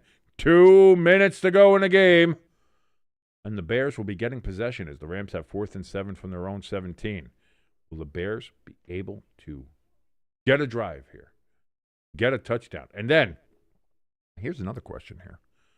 And I think I know the answer, but I do want to posit this as I drop my comb on the floor. If the Bears score a touchdown, do they say, Mr. Big Balls Ben Johnson, fuck it, let's go for 2? Does he say it? Do they do it? That would be the ballsiest of big ball moves. I would say no. I would say he's going to go ahead and just kick the field goal, go to overtime. You got to give yourself a chance. Lloyd in the chat says, what the F? Was that the singing belly button one? Yeah, no. That's better than the dancing pubic hair one. I don't know if you guys remember that one from like a year, 2 years ago. What was it? Was it Nair? It might have been a Nair commercial. But it was like all over, just like it was like these girls talking about their pubic hair, and it's not a bad thing to say. You could talk about your hair down there. And it was like so weird. ELS says it's the Bears, so yes, without a doubt, they'll go for it. No, I don't know if they will. But here we go. 4th and 7. Rams getting ready to punt the ball away.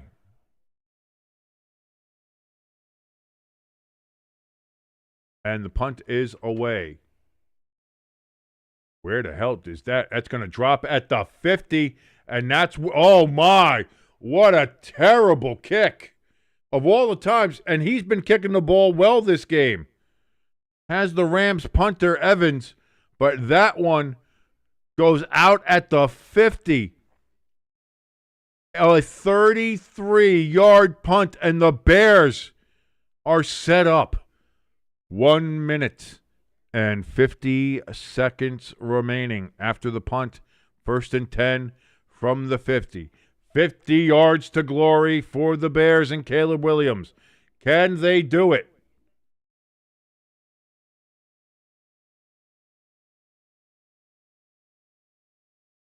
Caleb in shotgun, trips to his left, empty backfield. DJ Moore goes from left to right. Caleb throws over the middle.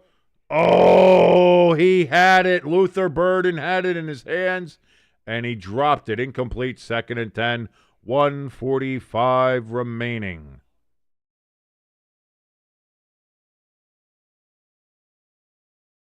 Oh, and that was actually almost intercepted because it went in and out of Burden's hands and then into the Rams defender's hands.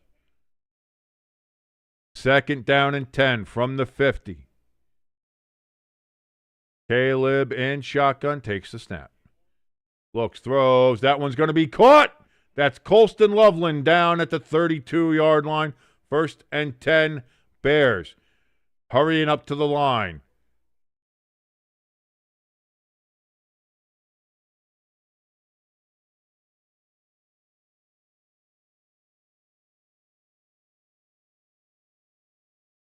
Caleb takes the snap. They're going to run the ball here. Swift And Switz is going to get a first down to the 19-yard line. First down, Bears. I think they caught the Rams napping because they didn't think they'd be running the ball in this situation, but they did. Clock is running, 102, 101. 1 minute remaining in the fourth quarter, 1 minute. From the 20, Caleb in shotgun, takes the snap, throws over the middle. That's going to be caught by Burden down to the 13-yard line.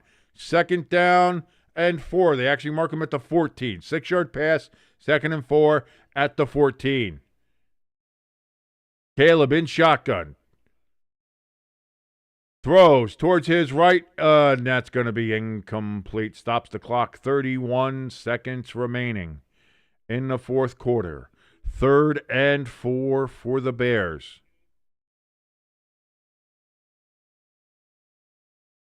Everybody gets to take a breath.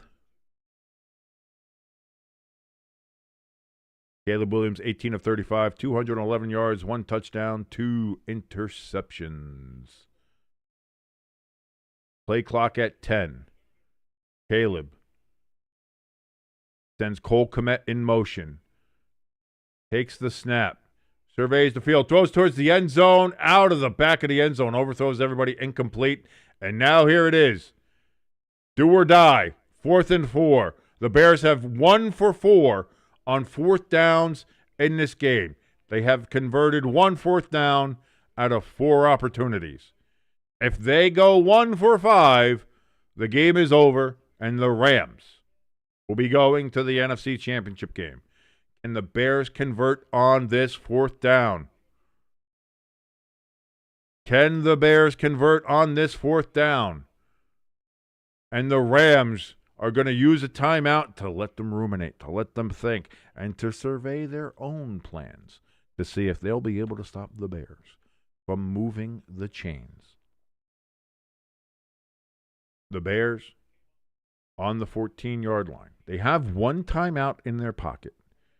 It is 4th and 4. Do you dare run the ball if you're the Bears to maybe catch the Rams napping? Thinking, I'm going to run it here. It's too important of a down. You need as high a percentage of a play as you have if you are the Chicago Bears to get these 4 yards. You have to get to the 10-yard line. Caleb Williams in shotgun. Swift is in the backfield with him. Kmet in motion. Caleb Williams takes the snap. Oh, he's getting pressured. He's running all the way back. He just throws the ball up into the end zone. Caught! A miracle catch by Cole Kmet. Touchdown, Chicago Bears. Holy shit! That was like a 45-yard pass as he's running away from the pressure. He just throws it up there. And for some reason, the Rams secondary seemed to have given up and forgot about Cole Kmet in the end zone. Oh, my God. And the Bears are an extra point away from tying this game. Unbelievable.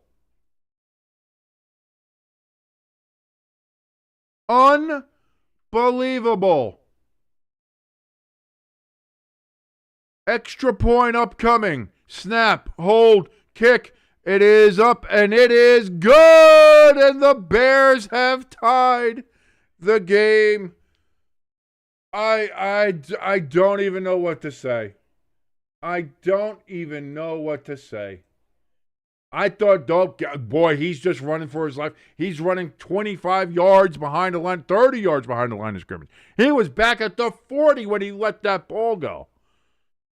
Let's see, where actually was he? He was all the way back at the, he was back at the 40-yard line when he threw that ball, and it got out there to the corner of the end zone. That was literally a 50-yard pass by Caleb Williams in desperation. And Cole Kmet is in the back of the end zone to catch it for the touchdown. Un-goddamn believable. Again with these Chicago Bears. ELS is saying fire everybody on the Rams defense.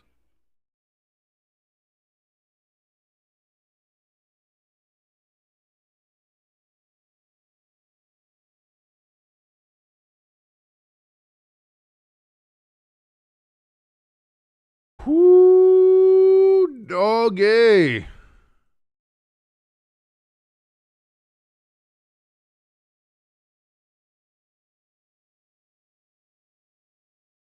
It's just what do you even do?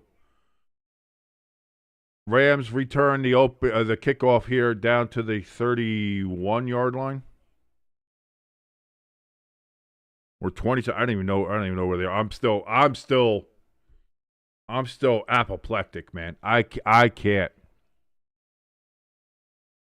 Twitter is absolutely going insane. Ari Miroff, how in the world? Ian Rappaport, no, but how? The cardiac Bears strike again. 13 seconds left. Rams have 2 timeouts. Looks like they're going to victory formation, and they are, and we're going to overtime. Ladies and gentlemen, holy shit. I don't even know, man. I don't even know.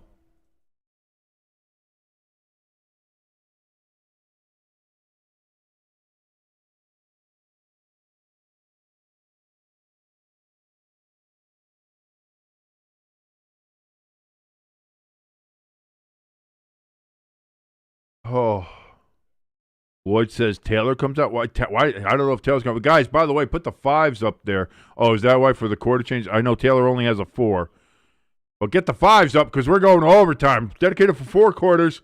Got to give a little extra now. This is the playoffs, baby. You got to give a little extra. Get the 5s up to be the 5th quarter here.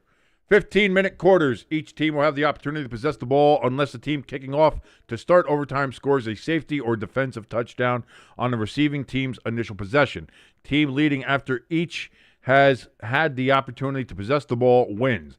If teams remain tied after each has had a possession, the next score will win the game. Bears are kicking off first to the Rams.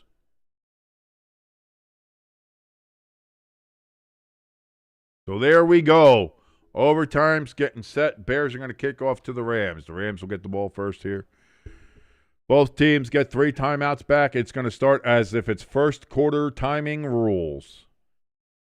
Pecan throws up the 5. Taylor heart on emojis there in the chat as we're getting ready for all 5 quarters. Ladies and gentlemen, it's just playoff football and these Bears. You can't kill the Bears. It might be bear season, but the Bears are always hunting you, man. I am legitimately at a loss.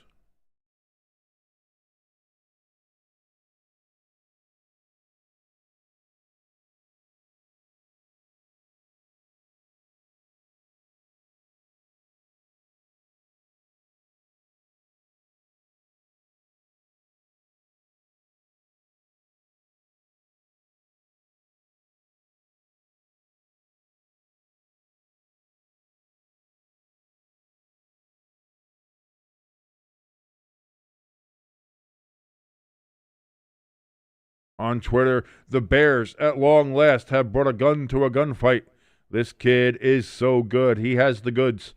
This is what Favre and Rodgers tortured you with for 30 years, Bears fans, and now you've got the guy. That comes from Anand Nanduri on Twitter. Pecan says, it's destiny. Are the Bears the team of destiny this year?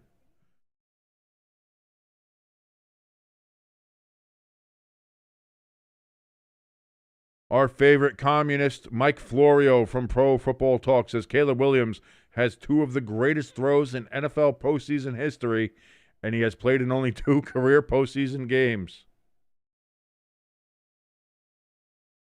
Stacey Dales with the holy S moment.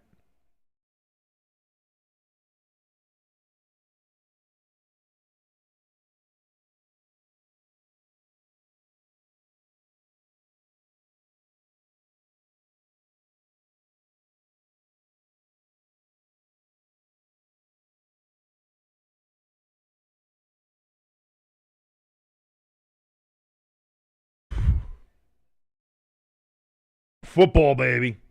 You gotta love it.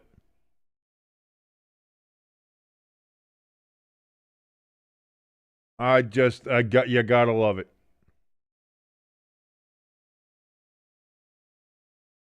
I picked the Rams. I did, but how do you not root for the Bears? How do you not root for the Bears? Rams are going to get this at the 1, return it up to the 15, to the 20, to the 25, and brought down at the 27. First down for the Rams at their own 27-yard line to start overtime. The Soldier Field crowd is in full throat.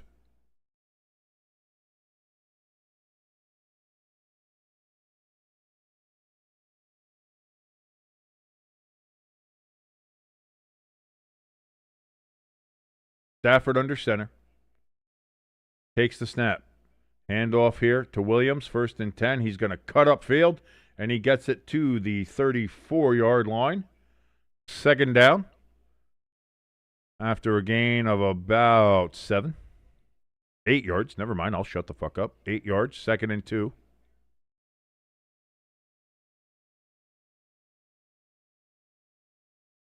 They give him to the 35? No, that's at the 34. Yeah, so it's not 2. It's just all right. Yeah, they're being pedantic.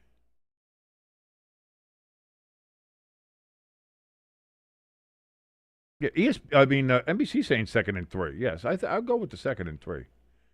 Hand off to Williams, and he's going to get a yard. Maybe yard and a half. Now you can say, well, I think it's 3rd and 1 now.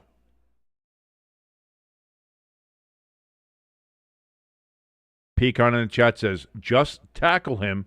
Quit going for the ball. Got to have good fundamental tackling here. Everybody wants the big play. Everybody wants to be the game changer. Sometimes you just have to be the role guy.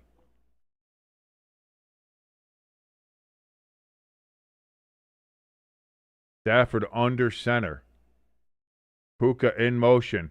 It's going to be a pitch out here to Corum, and Corum's going to be, he was stopped at the 30. Looked like he was going to break away, and he doesn't. And he stopped for a 2-yard loss.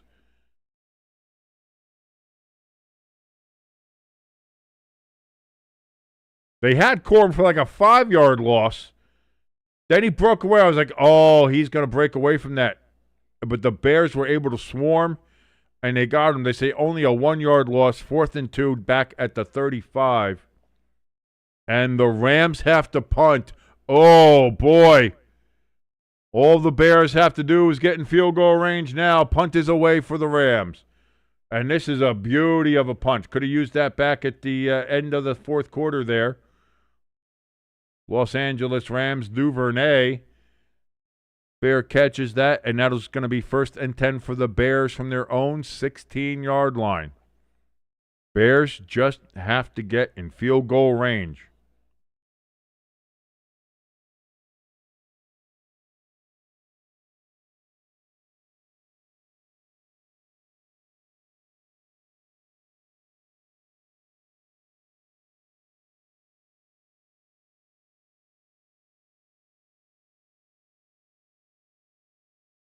Caleb Williams steps up to the line of scrimmage under center.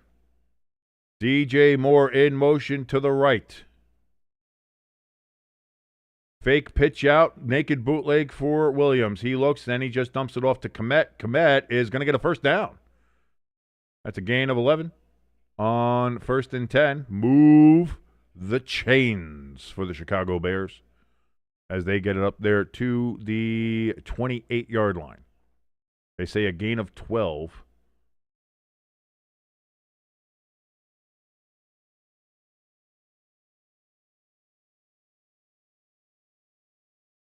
"12 minutes and 12 seconds and counting remaining here in the first overtime period. Will we need more? I don't know. Caleb Williams hands off here to Swift, and Swift is going to get tackled for a 3-yard loss, maybe 4. It is indeed a 4-yard loss for DeAndre Swift, and it's going to make it 2nd and 14 back at the 24 of the Chicago Bears.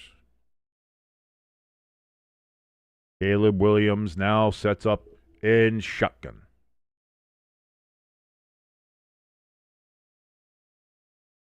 Caleb takes a snap. Throws. That's going to be caught by DJ Moore.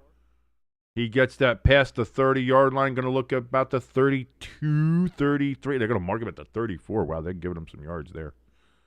Going to be a 9-yard completion and 3rd and 4 for the Bears. Can they move the chains again?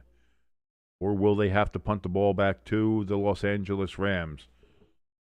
We are now in a sudden death game. Next score wins.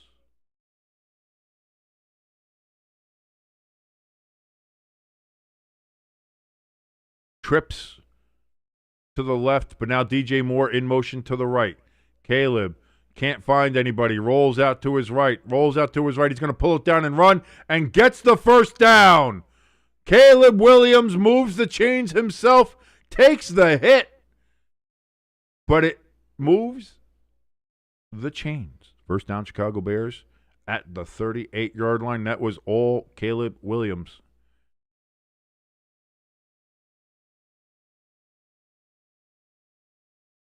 That was Landman on hit too. That's not just some guy hitting you.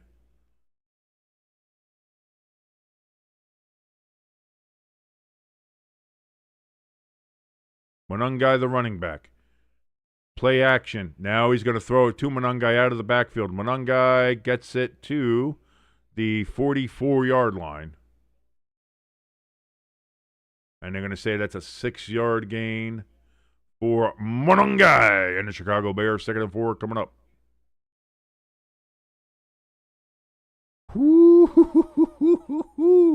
9:38 and counting remaining in this first overtime period. Bears facing a 2nd and 4 from their own 44-yard line. Caleb Williams under center. Cole Kmet in the backfield along with DeAndre Swift. This is going to be a toss. Kmet lead blocking. Swift stops in the backfield, though, and that's going to be a loss of yard all the way back to the 41. 3-yard loss for Swift, and it makes it 3rd and 7. Bad. I mean, yeah, the Rams got in there quick, but DeAndre's got to trust his blocking. You got to trust your blocking. Trust Kmet. Follow Kmet. He didn't. He kind of stopped his feet, thought he could come back inside, and once he did that, he was dead to rights with Landman right on him. So they actually moved that up a bit. They say only a 2-yard loss and moves it 3rd and 6 at the 42. Kmet in motion. Throws. Caught by Kmet, and he's going to be a yard short. They're going to be a yard short. It's 4th and 1, and you're on your own 47. Woo! Oh, chess match. What do? Do you punt it?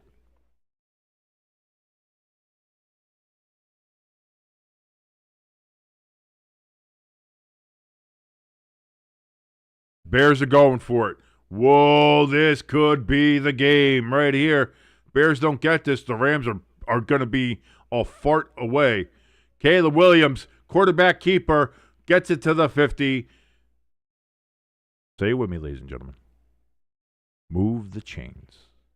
The Bears get a first down. First down for the Bears at the 50-yard line. Caleb Williams on a quarterback sneak. Gets it off of the left side, left guard kind of pull there. And just like that, the Bears keep possession. 1st and 10. Caleb under center. Takes the snap. He pitches it back to Monungai. Monungai is going to get it to the 48-yard line, gain of 2.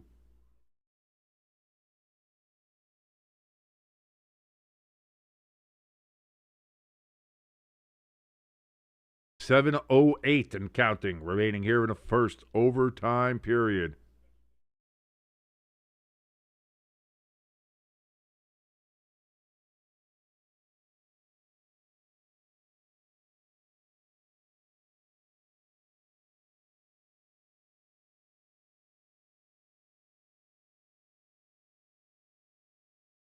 Caleb sits back. He looks. He surveys the field. Throws over the middle. Oh, no! Intercepted by the Rams. Oh, no! Caleb, I don't know what he was throwing at there, but Curl comes in and gets the pick. And that's the third turnover of the game for the Chicago Bears. Cam Curl with a huge interception. And the Rams are going to have the ball 1st and 10 from their own 22-yard line. Taylor shows up. I Grow Fighting in the chat says, what a game. We do have a game here now. Pecan in the chat says, oh no. As Big Momentum has switched over from the Bears to the Rams. 6:39 remaining in the first overtime period. Rams have 1st and 10 from their 22. Man in motion. Pecan has his Taylor Hart on in the chat. Nakua on an end around. He's going to get 3 yards. 2nd and 7 coming from the 25.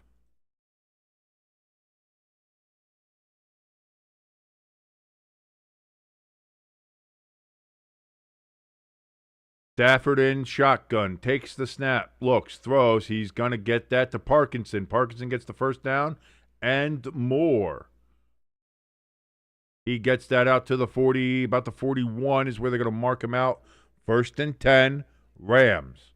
Rams going quick. They're going no huddle. They're keeping the Bears defense back on their heels. Under 6 minutes. Next score wins the game. Stafford is in shotgun, takes the snap. He surveys the field. He throws, and that is going to be caught. Davante Adams catches that at the Bears' 45-yard line. 1st and 10, Rams move the chains.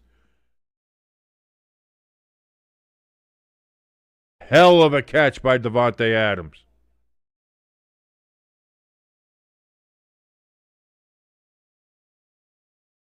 They're going to review the play to see if I think it's a catch. Let's see. He catches the ball. Where's the possession there? 1, 2. He's dragging that foot. Yeah, that's a catch.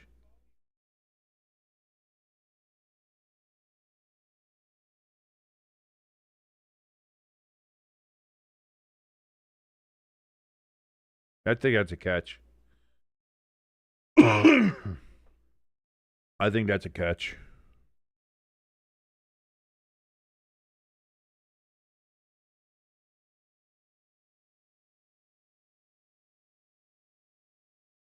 Looks like a catch to me, ladies and gentlemen.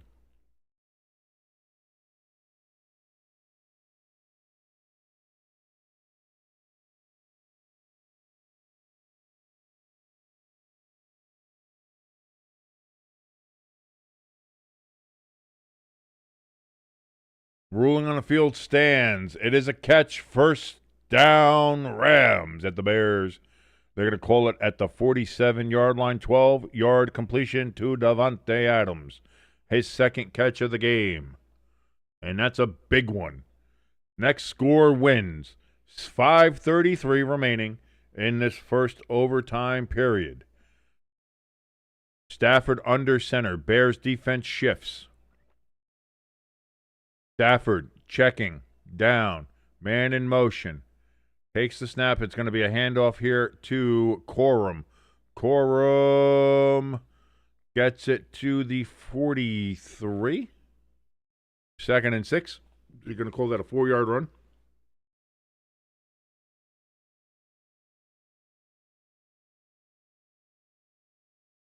Corum, 5 touches in this game, 16 yards.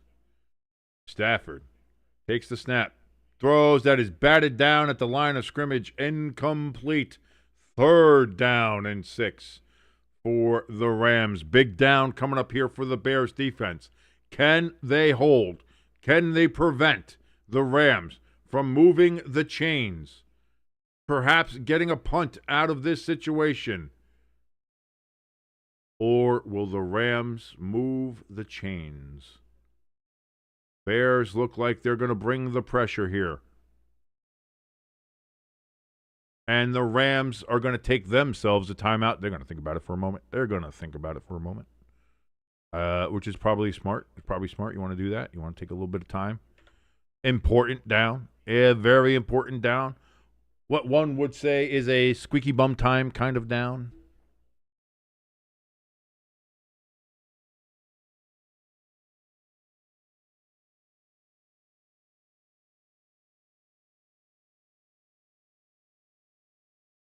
By the way, that sideline Stafford for the Rams, what a hell of a catch on the cape. Stafford just tossed the cape off him as he's coming back on the field. And as it's going to the ground, never touched the ground, the Stafford just came over and whoop, smooth as silk.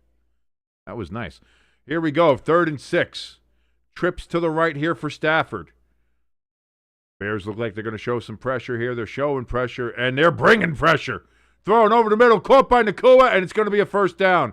Live by the blitz, die by the blitz, and Nacua gets it all the way down to the 27-yard line.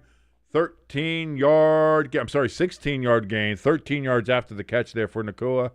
First down and 10 for the Rams. They are in field goal range at the 27-yard line, and that might be all she wrote for this one. Pecan in the chat says, turn out the lights. The party's over. You never know what may happen, though. Stafford under center. 1st and 10. Hand off to Williams.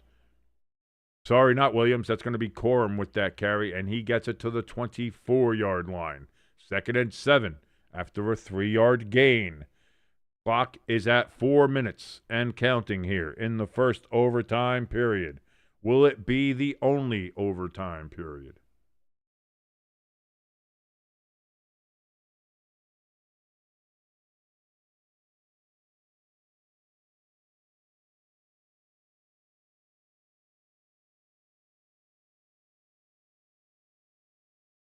Second and 7. Stafford and shotgun. Takes the snap. Well, we've got whistles, and the Rams are going to take their second timeout.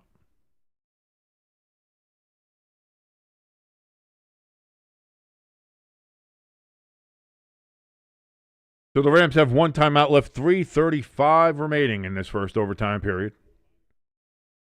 The Rams sitting on the 24 of the Bears. 2nd and 7. They are in field goal range. The quicker, thicker kicker, Harrison Mevis.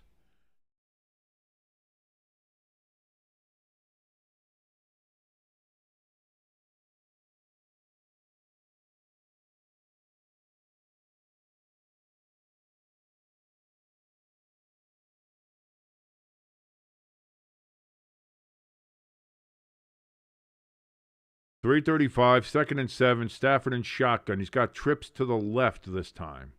He takes the snap. He steps back. He throws.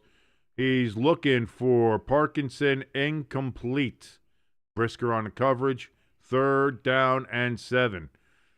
That's a little risky knowing that you're already in field goal range. I don't know if I would have done that. Imagine that gets picked off. Woo-hoo-hoo. We'll be questioning you for a while there, McVay.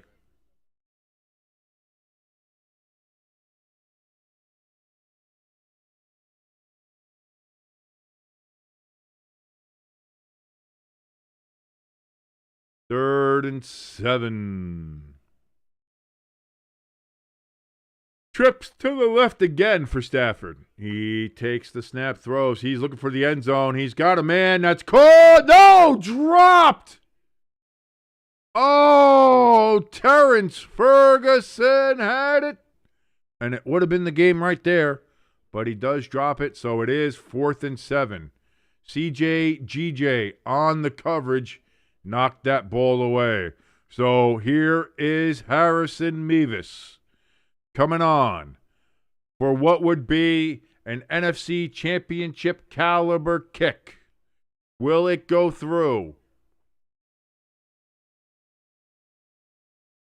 The snap is here. Snap, hold, kick. It is up, and it is good! And the Rams have won in overtime After a pick in overtime by Caleb Williams, to be fair, the Bears got to overtime because of Caleb. So, I mean, it is what it is. But the Rams survive at Soldier Field against these Bears, which it seemed like, boy, destiny was on their side, but it just falls short, and the Bears' season is over. Pecan says he is 3 of 4 on his picks. I now have broken even. I was 0 for 2 on Saturday, and I'm 2-0 on Sunday. So therefore, I will just say that I'm undefeated for today.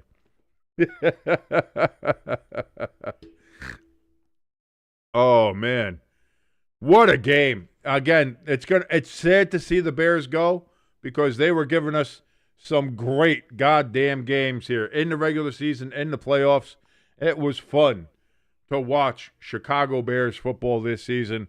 A salute to the Bears, to Bears fans, everybody. Hell of a run from the Bears and Ben Johnson in his first year as head coach in Chicago. But it will be kind of how we thought it was going to be when we came into these playoffs. It will be an NFC West showdown for the NFC title.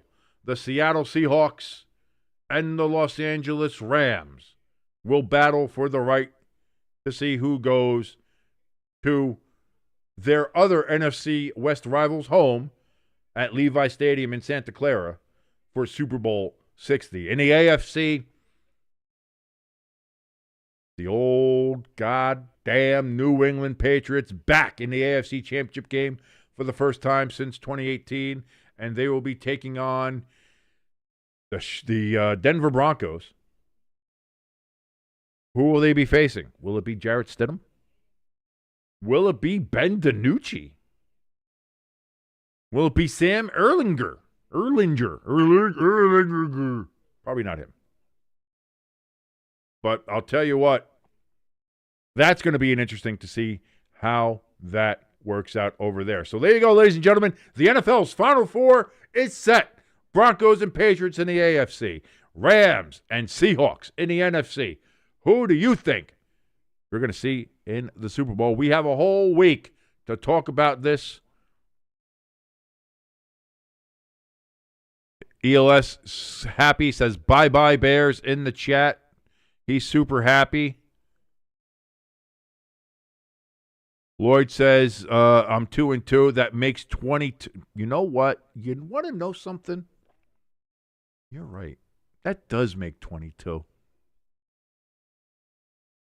Listen, we're getting ready to go off the air. Why not? We need a little Taylor treat. That was fun. Although we had a hell of a treat with the Bears and the Rams. Hell of a game, boys. Thank you so much. And now, we just wait. Now, tomorrow, again, I will be back with you here for the national championship game in college football. The Hoosiers of Indiana University, or the University of Indiana, whatever the hell it is, will be taking on the University of Miami, Florida, and the Hurricanes. So we're going to find out who is number one in the world of college football. Make sure to join us for that. That game starts, they say at 8 o'clock, but it's probably going to kick off like at 8:30, 8:45 after all the pomp and circumstances. I Grow Fighting in the chat says GG, and GG to you, my friend, as well. Thank you for joining us here on Stay Tuned Sports. If you liked any part of the broadcast today, even if it's just Taylor, hit that like button, hit that share button. Really, just share the channel around if you can, and just let people know that we exist. That would be a huge and magnificent help. Thank you so much. Also, if you haven't done so yet, or this is your first time here, please hit that subscribe button and that notification bell, because we're on the road to 1,000 subscribers. Why is 1,000 such a milestone? Because at 1,000, we can start requesting YouTube that we be monetized. And if that happens, that is a huge part. We can then get memberships. We can do super chats. There's a lot of good, positive things for the channel that can happen if we reach that point. You guys keep on subscribing. That helps us get to that point. So thank you so very much. If you want to help in the meantime, donation station link is in the description below, as well as our merch store link. If you want to go and peruse some of the items that are available at the Stay Tuned Sports merch store, you can go ahead and do that as well. Thank you all so much for joining us on these last 2 days here. Actually, last 3 days, because we did the Friday forecast on Friday with our predictions, in which I was apparently 500. You break even, you break even. That's not bad. Breaking even is all pretty good. Crafty in the chat says you are on your way to 300. It was slowly but surely. We're getting there, Crafty.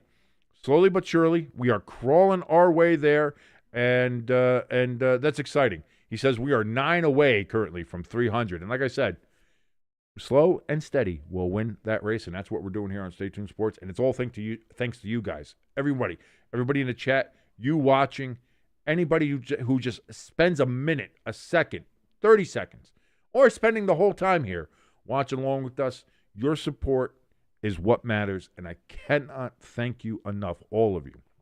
Thank you, thank you, thank you. So, with all of that being said, until tomorrow night for Miami versus Indiana in the national championship game, my name is King. This has been Stay Tuned Sports. Everybody enjoy the rest of your Sunday evening. Until tomorrow, adios and mañana.